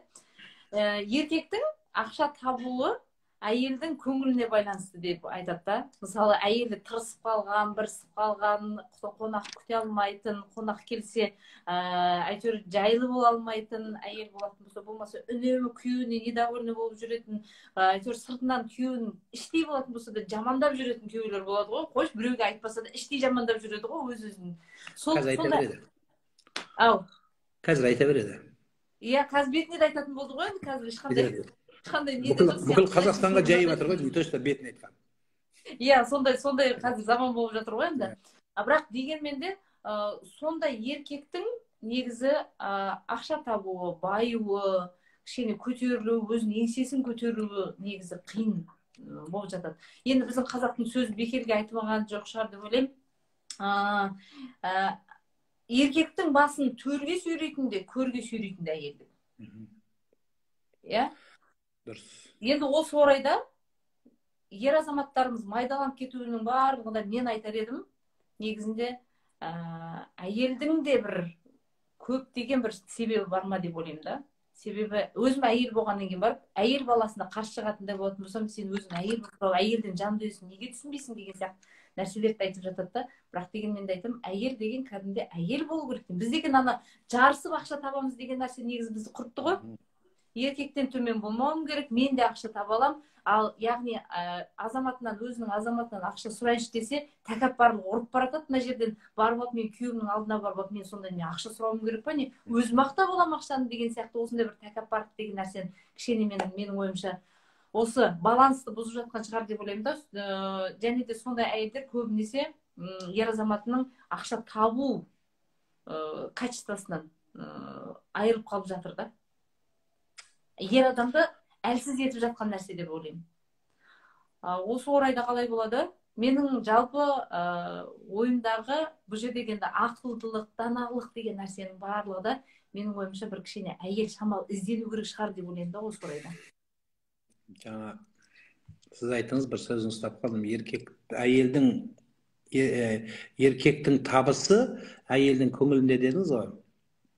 Бұл сөз кішкене егер былай жалпы салсаңыз кішкене қате болады. Неге? Алла тағала әйелдің көңілсіз ақ еркекті дүние табушы қылып жаратқан. Және еркектің тапқан дүниесіне Құдай тағала өзі береке берген. ана оны кішкене жаңағы осы қазақтың орайда мен сөзі қазақ қазір психологтардың айтуы бойынша деп айтып отырмын да. иә Психологтардың айтуы бойынша, егер сен успешный, жақсы әйел болатын болсаң, ер азаматың сенің жақсы табыс табатын болады деген нәрсені айтады. қазір оған келеміз. Мынау жаңа сіз айтқан ана алтын басты әйелден деп келетін бір қазақтың жақсы бір мақалы осы тура осыны қамтиды да, осы мәселені. Еркек Құдай тағала оны ризық табушы, әйелді асыраушы қылып, әу баста оның платформасы солай құйылған. Ол қорғаушы, ол дүние табушы, ол ризықтың жолын алып келуші адам болып Құдай оны солай жаратқан. Енді осының қасында әйелдің көңілі сызақ, мысалы, мен бүгін көңілім жоқ, әйелімнің көңілі жоқ деп дүние Алла бермей қоймайды. Алла беретін рызығын әйелдің көңіліне қарамай-ақ бере береді.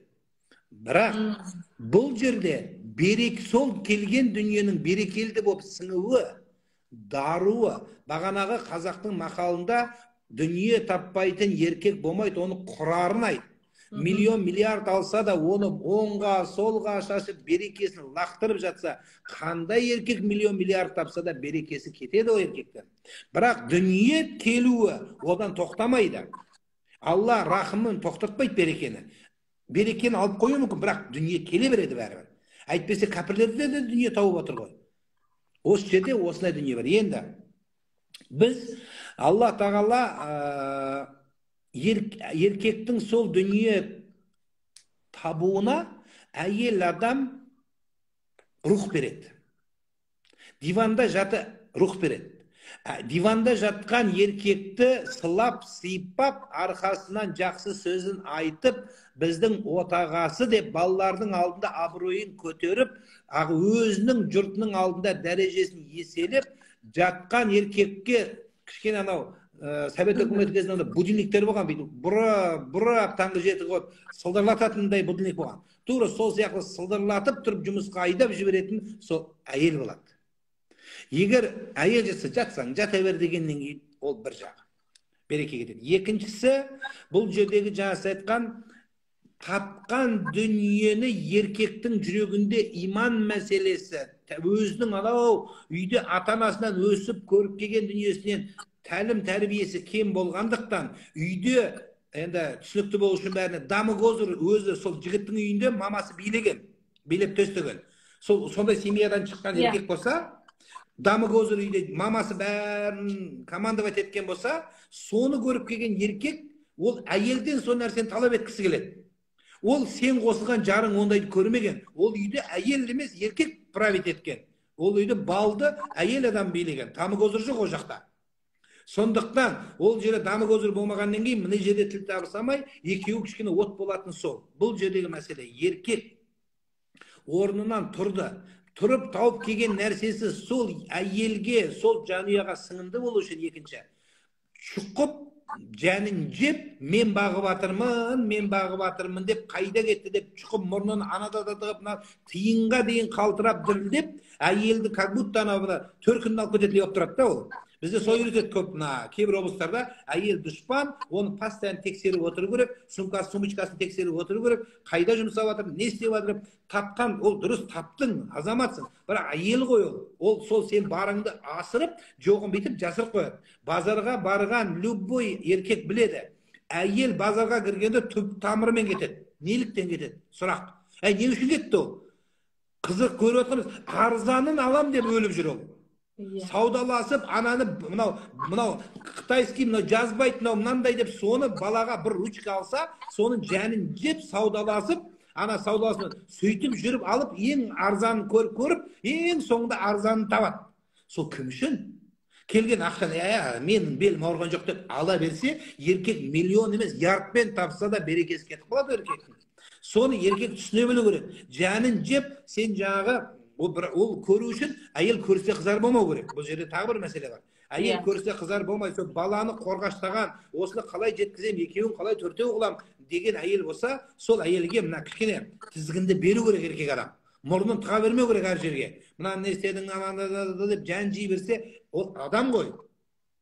Ол да жасы айтқан, олай болса дүние жетпесе мен де жұмысқа шығайын дейді. Еркек оны қаламайды. Үйге келе жатқанда, үйде тамақ пісіп, сорпаның иісі шығып, әйтеуір не керек, әйел ыржиып күтіп алса, күлімсіреп. Оны еркек, любой еркек қалайды сол. Қазір ғана мода болды ғой, билеп тұру. Мейлі, билеп тұрарсың, сәлем салып тұрасың, мәселе ода емес. Әйтеуір түптің түбі екеуі жарасып кетіп, рызық нәсібі молайса, онда еркектің сол тапқан 50 теңгесі сізге береке алып келеді. Мен қанша отбасын білемін. Әйелі де жұмыс істейді, еркегі де жұмыс істейді. Балаларына береке жоқ. Тапқаны миллион келеді, миллиард келеді, то ауру дайын тұрады, ана мектепте бір нәрсе болады, то ұрлайды, то бір нәрсе болады. Сондықтан бұл үлкен бүйтіп жаңағы саусақ бірігу, мына ине ілігу үшін саусақтар бәрі бірігу керек. Жан жақтан бәрі береке кіру керек, төртеуі түгел болу керек. Еркек өзінің орнында болу керек. Тапқаны міндет қылмау керек. Алла тағала береді деп үмітін Құдайдан үзбеу керек. Содан кейін осыған келген әйел берекелі болып, сол бар нәрсені асырып, жоғын жасырып, күлімсіреп, ары қарай соны берсе, Алла берекенің үстіне берекені жалғай береді. Бұдан әйел жұмыс істемесін деген сөз емес. Қазіргі біздің заманда қит етсең тыйын керек болды.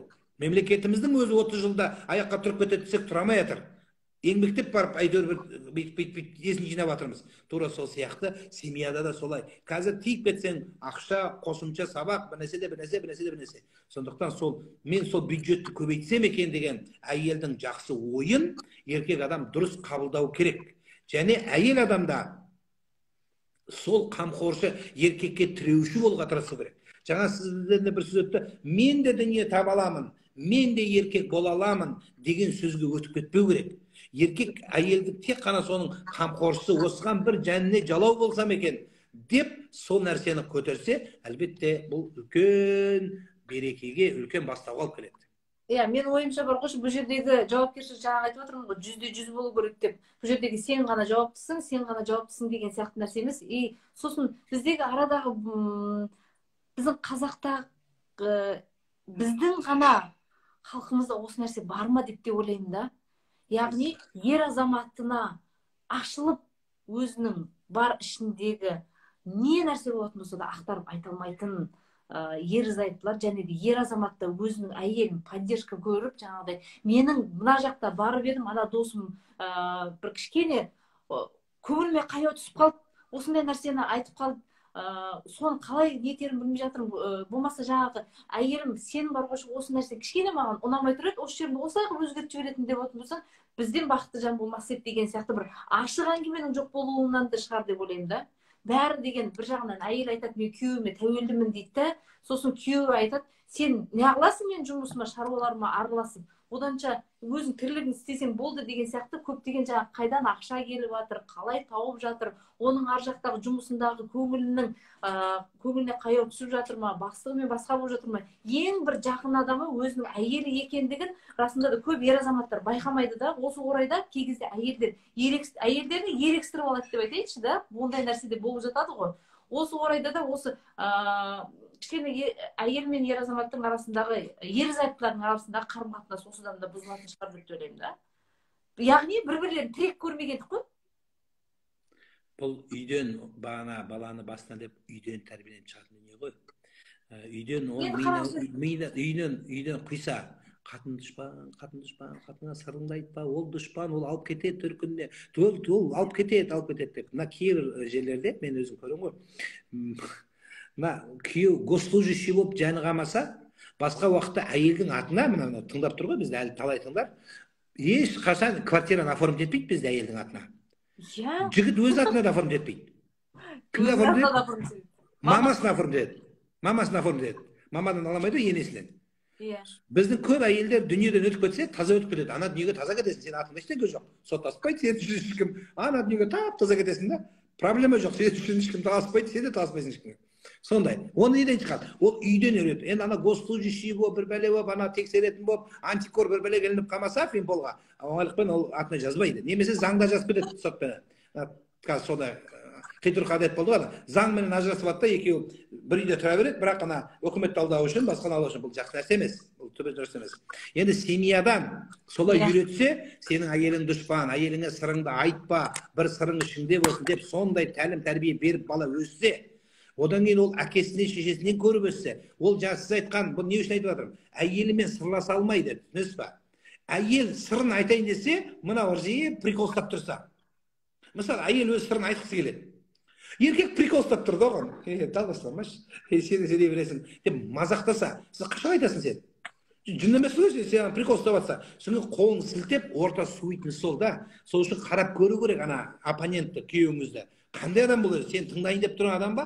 Айтпесе, сөзді айтардың алдында көңілің жығылып қалмас үшін бірінші мына разведка жасап алады соғыстың алдында. Осыған айтуға орысша стоит, не стоит, керек па, керек емес па? Осы сөзім осыған өте ме, өтпей ма? Әйелдің бәрі қазір шетінен психолог, еркекте сол. Сондықтан, егер ол сөзің өтпесе, өзіңнің неңді төмен түсіріп, аяғына жығылудың аса қажеті жоқ. Неге? Өйткені бізде, мен жиі айтамын, ана кафеге барсақ, кафеге бізге не әкеп береді, мынандай меню әкеп береді. Меню әкеп бергенде еркек ана жігіт қыз әкеп берсе, күліп қарайды. Рахмет деп айтады, рахмет дейді. Тамақты тарелкаға рахмет, былай құйып берсе, тоже рахмет. Соны бірақ рет ол бесплатно істеп жатқан жоқ, ол сенен ақша алады, 10% па, 5% алады сенен. Сол үшін ол өліп барады саған қызмет жасап. Ол бесплатно беріп жатқан жоқ саған. Ол соған ақшаңды беріп тұрып, рахмет деп айтасың, ақшаны бермей тұрған, бесплатно өлілгенше саған қызметін жасайтын әйелге рахметті біз өлгенде жаназасында айтатынбыз, еркектер. Өлгенде жаназасында жылап тұрып айтады. Рахмет саған, маған әйел болғаныңа дейді. О, сен өліп қалғаннан кейін не пайдалан рахметтің, не керегі бар? Бір теңге жоқ сізге рахметтің. Сол тірі кезінде соны айтып, соны диалогты құра біл деп айтып жатырмыз. Бірақ бізде мынау түсінікті жоймайынша, әйел дұшпан, сен подкаблучниксің, сен жаңа соның құлысың, әйелдің артына кеткенсің сен, деп мына туған туысқандар көкірегін көтеріп, сөйтіп жаңа еркекті басқан дүниеден біз құтылмайынша, әйелге ол дұрыс қараған адам, ол подкаблучник емес, ол пайғамбардың сүннеті мен болашақ балаларының анасына құрмет жасап жатқан деген түсінікті біз қалыптастырмайынша қоғамда, біз бұл нәрседен әлі оңайлықпен шыға алмаймыз. Одан кейін әйелдің сөзін сөйлеу деген сөз түбегейлі соны алып, әке-шешесін тастап, туғандардан без көш көту деп түсінетіндер бар тағы да. Сәл бір соның бір сөзін сөйлеп қойса, мына жақта туысқандар басып, одан кейін түгел өтіп кететін жігіттер де баршылық. Онан да өзіңіз психолог ретінде жақсы білесіз. Семьяда болған кикілжіңнің нәтижесінде, анау қазақтың да болған сөзі бар, бірақ енді анайлау сөз, бірақ десе де, жаңағы бұл тамақ берген жақын болып, анасын былай тастап, мынаның артынан лесіп кеткен жігіттер де бар. Бұл осылардың кесірінен, осылардың кесірінен туған туыстық кішкене үзіліп жатқан жағдайлар бар. Бұл мамаң жақын ба, әйел жақын ба, бауыр жақын ба, жарым жақын ба деген сөзді біз қоюымыз керек. Бұл тырнақтың ішіндегі бұл ең жаңа мамаң жақсы көресің бе, папаң жақсы көресің бе деген сөз да бұл. Тура сондай сөз. Иә, балаға ең алғыс. Не ақымақтық.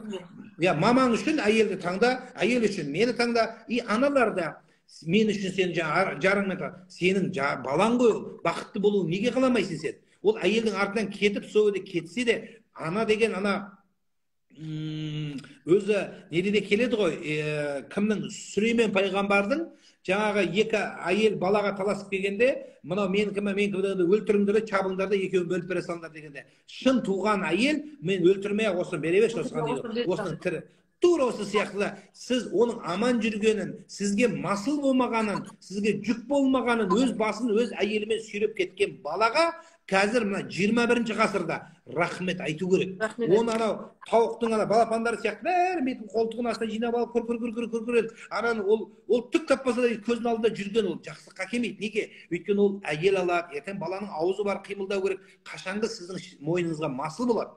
Ол ондай заман емес. Кеше президентіміз де жаңада ұлықтау рәсімінен айтқанда, қазір үйде жататын, тойлап, жаңа баланың бәрін қасына жинап алып отыратын заман емес деді ғой. Біз ол дәуірден өттік, Құдайға шүкір. Енді ары қарай кеңге қанат жайып, талпынып, қазір мен риза боламын. Осы жақында бір балалармен тастым. Южно-Африканский республикада ЮАРда жұмыс істеп жатқан қазақтың балалары бар екен. Сондай риза болдым. Дұрыс, оны жұмыс істеп, соған қайта тілекші, ол өзін несіп тартып, балалары жұмыс еткізіп, 30 шақты баланы жұмыс қалып бара жатыр. Фармацияда жұмыс істейді. Южно Кореяда қанша қазақтың баласы жұмыс істеп жатыр. Біздің өзімізде де бар сондай жұмыстар. Бірақ бізде кішкене алдау көп әлі де аяққа тұру бар, кішкене төмен басу бар, басқа бар, коррупция бар әлі. Біз енді түзеліп келе жатқан мемлекетпіз. Құдай қаласа, біз бұл нәрседен де өтпелі кезінен өтеміз. Сол сияқты оған бірақ тек қана тірекші болайық дегендей, ата-аналар мен айтқан болар едім, мұны тартпай, қайта екеуіне пана болып, кредиттің үстіне кредитке тықпай, атақ абыройды өтірік жинамай, жаңағы елден ұят болады, жұрттан ұят болады, анау не деп айтады, мынау не деп айтады дегенді тастау керек. Ол қалды баяғы заманда. Соны қой, итак не деп айтады. Мысалы, шындықты айтсаң осы жерде, оны не бүйтіп айтқан, на бүйтіп айтқан, ол мен айту үшін айтқан, жағу үшін айтқан жоқ. Алланың дінін жету керек. Тура сол сияқты дүние. Сіз қайта қамқоршы болыңыз. Ағайын не деп айтады, бір баласын сыйғызбады, бір баласын келін үйде тұрғызбады деп айтады. Жоқ жаным. Ол заманда қайта өздерімен өздері сүйресе, ертең ол немереңізді сүйрейді. Ертең ағайынға болсады. Қаншама қазақтың жанұяларын көріп жүрміз. Өліп талып шетелде жұмыс істеп, ақша алып келсе, ата-анасы үй соғу керек, үйді ремонттау керек, диван алу керек, мебель алу керек. Одан кейін ең сорлы нәрсе не? Той беру керек. Бұл өліп тұрып, біреудің құлы болып, ол сөз ұят жоқ, құл болып жұмыс істеп келді ол. Сол тапқан ақшасын бүйтіп кішкене келешекке, болашаққа жинаудың орнына жоқ, бұлар той беру, жаңа баяғы тойдың 30 жылдық әлі тойымыз бітпей жатыр. Сондықтан еркек болсын, әйел болсын, сіздер оны қолдаушы болыңыздар деп айтқан болар едім. Әлбетте барлығына бірдей бұл үкім жүрмейді. Кейбір кезде алыстан арқалағанша жақыннан дорбала деген де сөз бар. Қазақтың бәрі Америкаға өтіп кетпеу керек, барлығы жер ауып сияқты жақсы болады екен деп. Жоқ, кейбіреулерге өз отаны жақсы, ауылы жақсы. Ауылда да көп нәрсе істеуге болады. Ауылдың да азаматы болады. Өткенде бір жерге бардым, бір ақсақалдармен кездесу болды. Осы сөзге енді жарнамасы бар да. Ауылдың ақсақалы дейді. Содан кейін мен ол жобалап ол ақсақалды білемін. Өзі 4 қатын алып 4 қатын жіберген адам. Ауылдың ақсақалы. Бір баласының қойына сіңіріп, бір баласының үйіне сіңірмеген. Енді үстіне чапан киіп көшеге шығып сақал қойса не ақсақал болып қала ма не? Ақсақал деген сөз Абай атамыз айтқандай, тектілік ол сенің жаңағы ата-анаңнан атаң хан болған ханның баласы, хан болып батырдың баласы батыр тұқымыңнан келмейді ол. Тектілік оқумен, біліммен, мінезбен, тәрбиемен, ортаға сіңумен келеді. Әйтпесе не бір тектілердің балалары не балаға жаңағы сіңбей, не жұртқа сіңбей, не ағайындар безіп кеткен. Міне балай. Сондықтан тектілік әкесі бай болу, манап болу, одан кейін әкім болудан жұқпайды. Не бір әкімдердің балаларының не істеп жүрген елде біледі, жұртта біледі. Сондықтан ардақтылар, енді ол біреуге тіл тигізу болмасын, десе де ата-ана өзі тәрбиелі болып, баласын тәрбиелеп, сол көрген талпынысын бұлақ көрсең көзін аш дегендей, соның талпынысына қарай жол ашып берсеңіз, ар жағын өзі шайнап жұтқаны болатын шығар. Енді осы орайда бірақ немен бір сөзбен бір түйіндегім келіп тұр да. Негізінде әрине жаңағы айтып жатқаныңыз жақсы ғой, мал таппайтын еркек жоқ, оны құрарын айт дегендегідей. Менің ойымша ер азаматтан тек қана әйелге керегі тек қана бір ғана сөз сияқты. Мен сені жақсы көрем, жаным деген нәрсені деген сөзді аямайтындай болатын болса, менің ойымша әйел қай кезде болатын болса да арам да болмайды. Қай кезде болатын болса да көрпе төселуге де дайын тұрады. Қай кезде болатын болса да қалауын жасауға асып тұратын әйелдер осы менің ойымша тек қана осының бір жылы қабақпен мені деген жақсы көргендігін және де осы жақсы сөзін естен болған екен деген әйелдер қаншама да. Дұрыс қой. Бірақ бұл орысша айтқанда обоюдный болу керек, екі жақты болу керек. Біздің әйеліміз қазір, біздің әйеліміз аты жоқ, жөні жоқ, среда күні ма, четверг күні ма, суббота күні, жаным мен сені жақсы көремін, ақша керек па, ақша керек па дейді да біздікілер. Дұрыс қой. Одан кейін біресе сұрайын деп тұр дейді, жоқ, дайын тұрады, ақша жоқ, ақша жоқ деп. Сондықтан бұл бір күнде болмау керек. Бұл екі жақтан да болу керек. Бұрынғы ерте кездегі еркектерге жаңа жақсы сөз, жұмсақ сөз керек болмаған. Оларға үйдегі жылылық керек болған. Тамақ дайын болса болды. Бірақ қазіргі еркектер сондай әйел жанды болып, жүректеріміз бос болып, сондай әлсіз болып бара жатқаннан кейін, бұрынғы әйелдер құлақпен жақсы, қазір еркектер де құлақпен жақсы көреді. Естіген жақсы көреді. Әйелдер айта бер керек. Біз ана әйелдерге айтсақ екен, әйелден жүрегі, жоқ, еркекте соны естіңіз келеді. Жаным, мен сені жақсы көремін, сендей күйеуім бар, мен қандай бақыттымын деп айтса, анау эмоциясын сондай шын екен ғой дейді да. Бұл екі жақты, еркек те әйелін мақтау керек, әйел де еркегін мақтау. Ол тек қана жаңағы мысалы әйел айта берсе, еркек не ақша сұрайын деп жатыр деп ойлайды. Немесе не прикол қылмашы, не кино көрдің ба, не психолог тыңдап алдың ба деп мазақтайды. Мен ана еркекті жаңағы айта бергенмін ғой. Бір өткенде бір әйел дұрыс түсінбей мені. Мен айтқан сөзімді күйеуін айтқан ғой. Сөйтсе анам, осы молда өстіп айтты, осы молда өстіп айтты десе, еркек айтты, осы молдаға тиіп ал депті. Мысалда көрдіңіз ба? Сондықтан ол семьяда ол бірте-бірте алып келу керек та. Сіз бүгін тұра қалып тұрып ертең таң атты жаным бір нәрсе десең, анау айтады, кішкене молдаға дем салдырайық дейді, бір нәрсе дейді, мынау қуып кетті дейді. Сондықтан ол рет-ретімен келу керек шығар. Ол анау жаңадан бастай отырып бүйтіп бір-біріне түсіністікпен мына подходты жасап, әйел адам, әр әйел өзінің ерін, өзінің жарының, балаларының қандай деңгейде екенін жақсы біледі ғой. Соған қалай жасағаны жөн болатын шығар. Бірақ бұл екі жақтан да теңдей түсу керек деп ойлаймын. Және бұған мына қоршаған адамдар, маңайдағы ата ене қамқоршы болу керек. Ортасында мынаны сөзін асырып, мынаны жасырып, екеуін бір-біріне қосқаннан кейін сол ортада қамқоршы болу керек тек қана. Ақыл айтып, сен былай қыл, еркекті былай ұста, немесе психологты тыңдап алып былай қыл деген ол бола бермейді. Әр жанұя өзіндік оты бар, өзіндік шоғы бар, өзінің мінезі бар, өзінің қайнайтын қазаны бар. Барлығына бір беш бармақ өтпейтін шығар. Иә. Енді осы орайда бар ғой, Нұрлан аға, мынандай да, біз қаншама ой айтып жатырмыз, қаншама сөз айтып жатырмыз, қаншама саналы нәрселер айтып жатырмыз ғой, бірақ бір нәрсемен келіп түйіндейтіндей нәрсе ғой. Дегенмен де оның бәрін астарын бәрін қазбалап жатырмыз да. Енді бұл дүниеденің барлығы да негізінде әйел мен ер азаматтың екеуінің семьядағы тату-тәттілігіне барлығы да байланысты сияқты да. Балалардың да жақсы өсуі, мысалы, балалардың тәртіпті болуы, және де ары қарай да оның әке-шешеге деген құрметі бұл жерде, келіннің анасына, әкесіне деген құрметі, басқасының барлығы осы екі ерлі-зайыптылардың бір-бірлеріне татулығына көп барлық нәрсе, бұл дүниенің жақсылығының барлығы осы екеуінде де байланып қойған сияқты. Себебі Адам алейхиссаламды Аллах тағала жаратқаннан кейін Хауа-ананы, мысалы, сол адаммен ерегіссін, болмаса тайталассын, өз нетсін, енді көптеген жаңағы қазіргі әйелдердің жаңағы жасап жатқан жаман қылықтары бар ғой, мысалы да ер азаматына көрсетіп жатқан. Ондай қылып жаратқан жоқ қой. Жан дүниесінің тыныштығы болсын деген сияқты деп жаратты да. Осы орайда ең бірінші отбасын түзеу керек екен ғой, ең бірінші отбасын түзеу керек.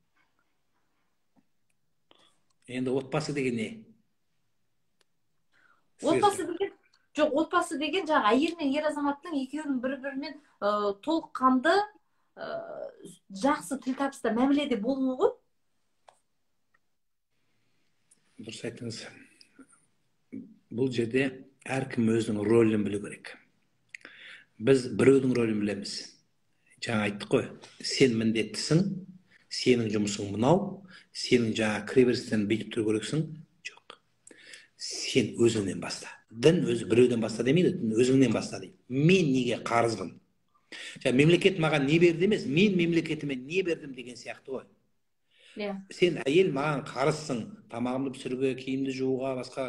Егер қарыз дейтін болсақ, ол қарыз болмай да шығуы мүмкін, жақсылап шықсақ. Жақсылап сұрап қарасаң, қарыз болмай қалуы да мүмкін. Кейбір моментте бар, әйел қарыз емес. Қарызды жаңаға талап ету үшін кішкене бір нәрсе сіңіру керек.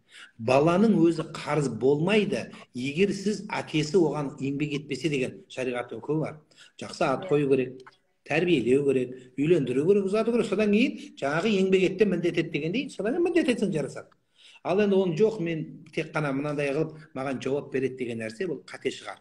Бір нәрсені түсіну керек, біздің көп нәрсе еркекте де бар, көп нәрсе әйелде де бар, ортада бар. Бірақ мен айтқан болар едім, сөзді жинақтап, еркек, әйел, бірінші әйелдің бақыты ер адам деп айтар едім. Бұл дүниедегі жаңағы бидайдың түсетін жері диірмен дегендей, қыз баланың бақыты, ана Ерке Есмахан қарындасымыздың өлеңі бар ғой, бақыт, әйел бақыты неде дегендей. Тура сол өлеңде қамтылғандай. Сіздің де өлеңдеріңізде қамтылған, өнерлеріңізде қамтылғандай. Әйелдің бақыты ер. Ердің бақыты отбасы жанұя тыныштығы. Осы нәрсе ең ұлы нәрсе.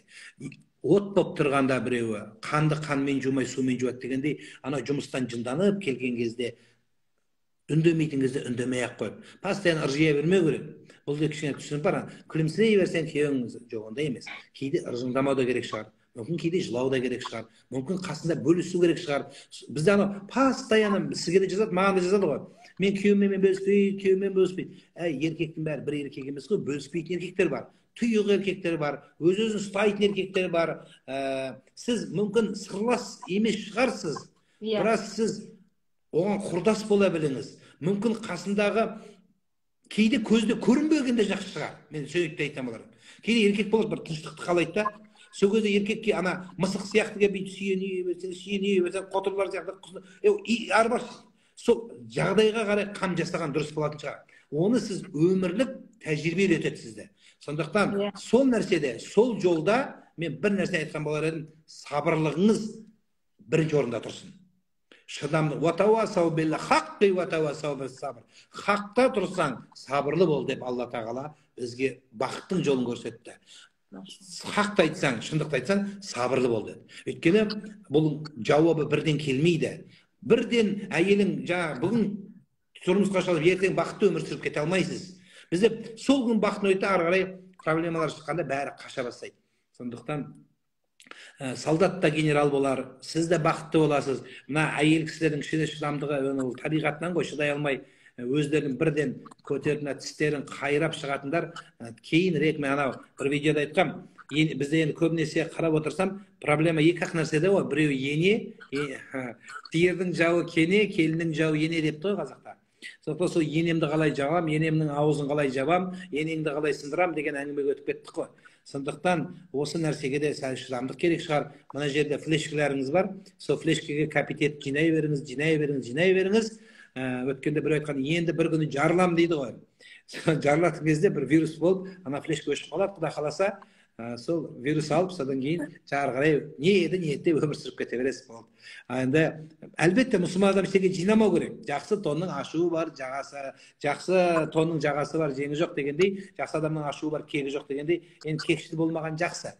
Бірақ адам болғаннан кейін кейде әртүрлі мәселе болады. Сондықтан кешірімділікпен қарасақ, бізге әйтеуір не керек? Бақытты екеуінің бір арбасын бірі сүйреп өмір сүріп кеткені керек қой. Нұрала, соңғы біздің қазақты мазалап жүрген соңғы бір керемет сұрақ бар. Әрбір хиджаб киген, яғни хиджаб деп айтады ғой енді, бірақ орамал салған, әуретін жауып жүрген қыз келіншектерге айтатын керемет бір күшті бір сын бар да, сен арақтанып кеттің дегендей. Бұл бір керемет деп айтып жатқан себебім, енді бір жаман жағынан қарамай қойыншы деп те айтып жатырмын. Себебі бір енді бұл сын ретінде де қабылдап жатқан жоқпын. Дегенмен де осы орайда кимешекпен және де жабынудың қазіргі орайдағы біздің орамал салуымыздың үлгісі және де ол кимешек қазір екеуінің қандай бір айырмашылығы бар бұл жерде? Біріншіден, орамал тағу бұл біреудің қалауы емес, Алланың бұйрығы. Екіншіден, орамалды ортаға қойып, оны орысша айтқанда қазірет етіп кеттік біз. Осы орамалменен қазірет еткен қыздар өте көп. Мен орамалға келген, мен орамал тағам, өзін сондай бір нәрсе болса, субханалла, Аллаху акбар деп әйтеуір бір сондай көрсетіп, орамалды бірінші орынға қоя беретіндер осының кесірін өздері тартады. Және сол орамал тартқан басқа қыздарға кесірін тигізеді. Орамал тағудағы бірінші мақсат не? Орамал тағуда бірінші мақсат еркекке әуретін көрсетпеу емес. Алла тағаланың әмірін орындау емес. Мына қоғаммен көрінбей, сонымен бірге сол арбада бірге кету деген сөз. Біздікілер наоборот орамал таққан сайын выделять етеді. Өзі былай орамал тақсам ерге шашақтар тағып алады дейді. Содан кейін шашақ тағып алады, орамал таққан болса былай тағып алады. Соң қолына қара перчатка киеді, қолына қара ашки киеді, көзілдіріп, содан кейін торговый домда жүрген кезде, эскалаторға келген кезде артындағылар бісміллә тұрайық дейді. Кәдімгі бір Бэтмен келе жатқандай, бәрі тұрады да дейді. Қап-қара болып келген кезде, ана Бэтмен келе жатады, бәрі тұрады, бісміллә, ана ішіне бомба шоқ болып өтіп кетсін дейді да. Біздің қазақ, айтым уникальный халық. Біз дінге келмейтін атеистаумыз. Дінге келсек, сразу террорист боламыз. Ортада жүру жоқ та бізде. Сәл бісміллә деп жүрейік деп. Әлбетте дін ана өзгедегі адамдарға тіліне себеп болатын сөзді аузына өзіміз салып беріп жатырмыз бүйтіп тарелкамен. Егер сіз жөніңізбен жүріп, спорласпай, жағаласпай, сол бір кеуден шығып, біреуіне жабысып, екіншісіне шығып, бесіншісіне жабысып, содан кейін оны бүйтіп әлеуметке желіге салып сөйте бергеннен кейін, әлбетте сондай сөзге өзің себепші кіріптар болмайсыз ба? Неге өйтесіз? Сондықтан орамал тақтыңыз ба? Хиджаб деген не өзі? Хиджаб деген бетін жабу емес. Хиджаб деген намысын, арын жабу деген сөз бірінші. Осын түсіну керек. Әйтпесе орамал тағып та ұятсыз нәрсені істеп жүргендер, міне былай.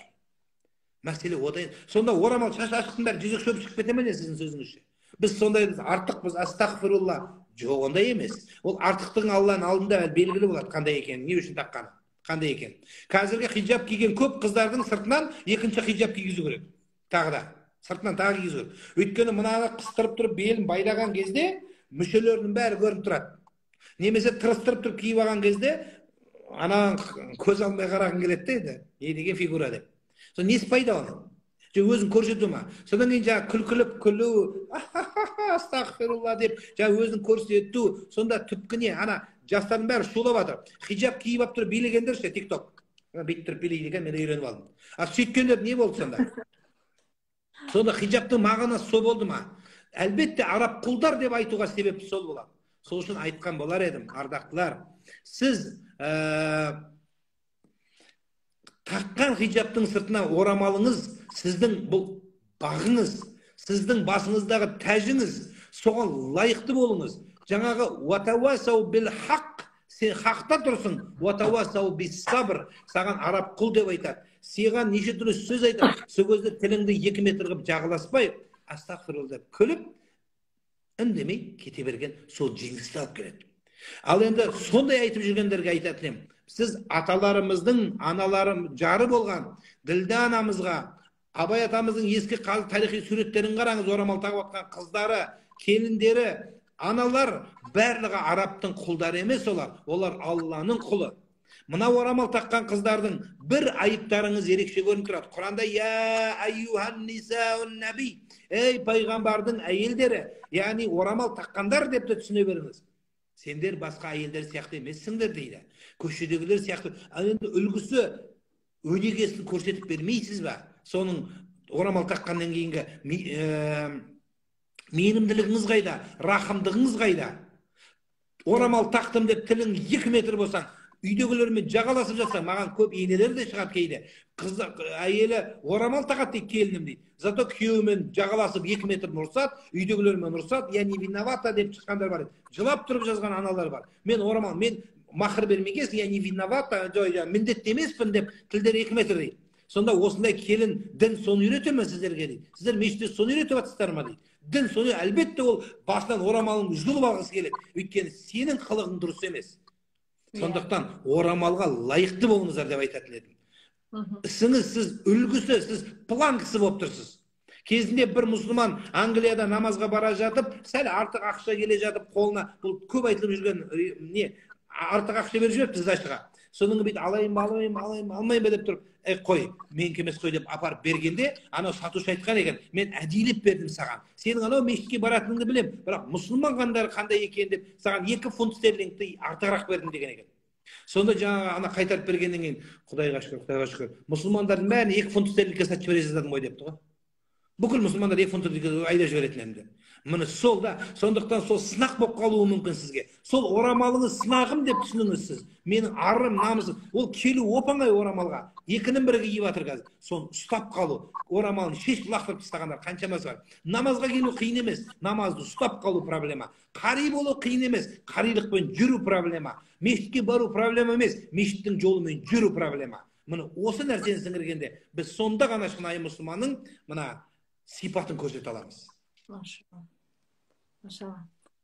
Алла разы болсын, Нұрғал аға. Амин. Өте керемет сұхбат болды. Көптеген сұрақтарға жауап алдық.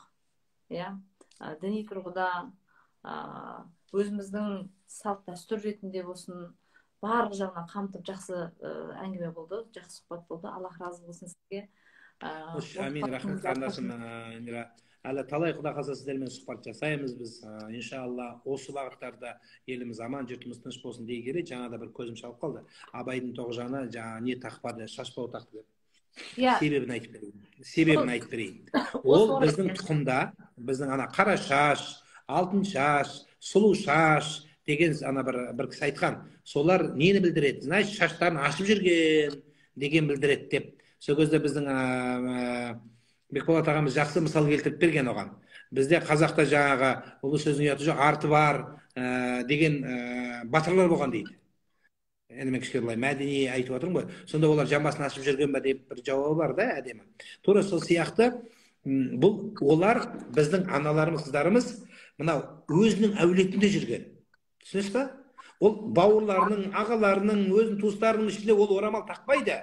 Біздікілер наоборот үйде тағып алады ғой, үйде тақпа, көшеге тақ, айналайын, көшеге тақ. Бізде наоборот енеміздің алдына тағуымыз керек те, енеміздің.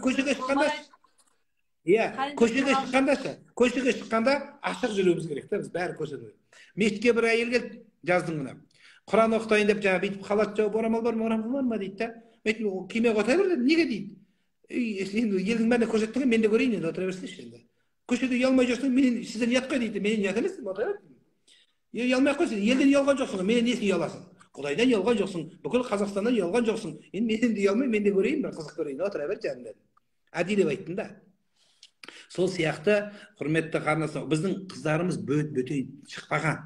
Қызға 40 үйден тыйыл деп айтқан. Бір шаңырақтың ішінде болған, бір үйдің ішінде болған олар. Сондықтан сондай үйлерімізде болсын. Алла Тағала бір осы сөзді пайдаланып, Құдай аузыма салып тұрғанын жиі айтқам, орамал таққан қыздарды сынамаңыздар. Біздің ақын Жандарбек Бұлғақовтың сақал қойсаң жақтырмайтын аға бар, орамал тақсаң жақтырмайтын жеңге бар. Орамал таққан қыздарды сынамай, кіндік ашып жүрген өз қызыңды жөндеп ал дейді. Сондықтан біз өзіміздікін жөндеп алайық. Сіз өзіңізді жөндесеңіз, алхамдулилля, жақсы болады. Орамал таққандар үлгі болып беріңіздер, басқаларды төмен көрмеңіздер. Сіз де сол Құдайдың бір пендесіз. Алланың алдында сол орамал тақпаған, ашық-жашық жүрген қыздың қарындасымыз, мүмкін оның дәрежесі Құдайдың алдында сізден жоғары кетіп қалуы ықтимал. Алла Тағала кімді жарылқайды, өзіне ғана аян. Бірақ біз ақиқатты көрсетушіміз, ақиқатқа шақырушымыз. Сондықтан баршаларыңызға Алла риза болсын. Алла тағалам сізге де разы болсын, аға. Бүгінгі сұхбатқа келіскеніңізге рахмет. Алла тағалам молынан сауап нәсіп етсін, иншалла. Енді осы айтылғанның барлығында да амал жасайтын адамдар көп болсын деген. Иншалла. Амин. Ассаламу алейкум рахматуллах. Ассаламу алейкум. Алла разы болсын. Алла разы болсын.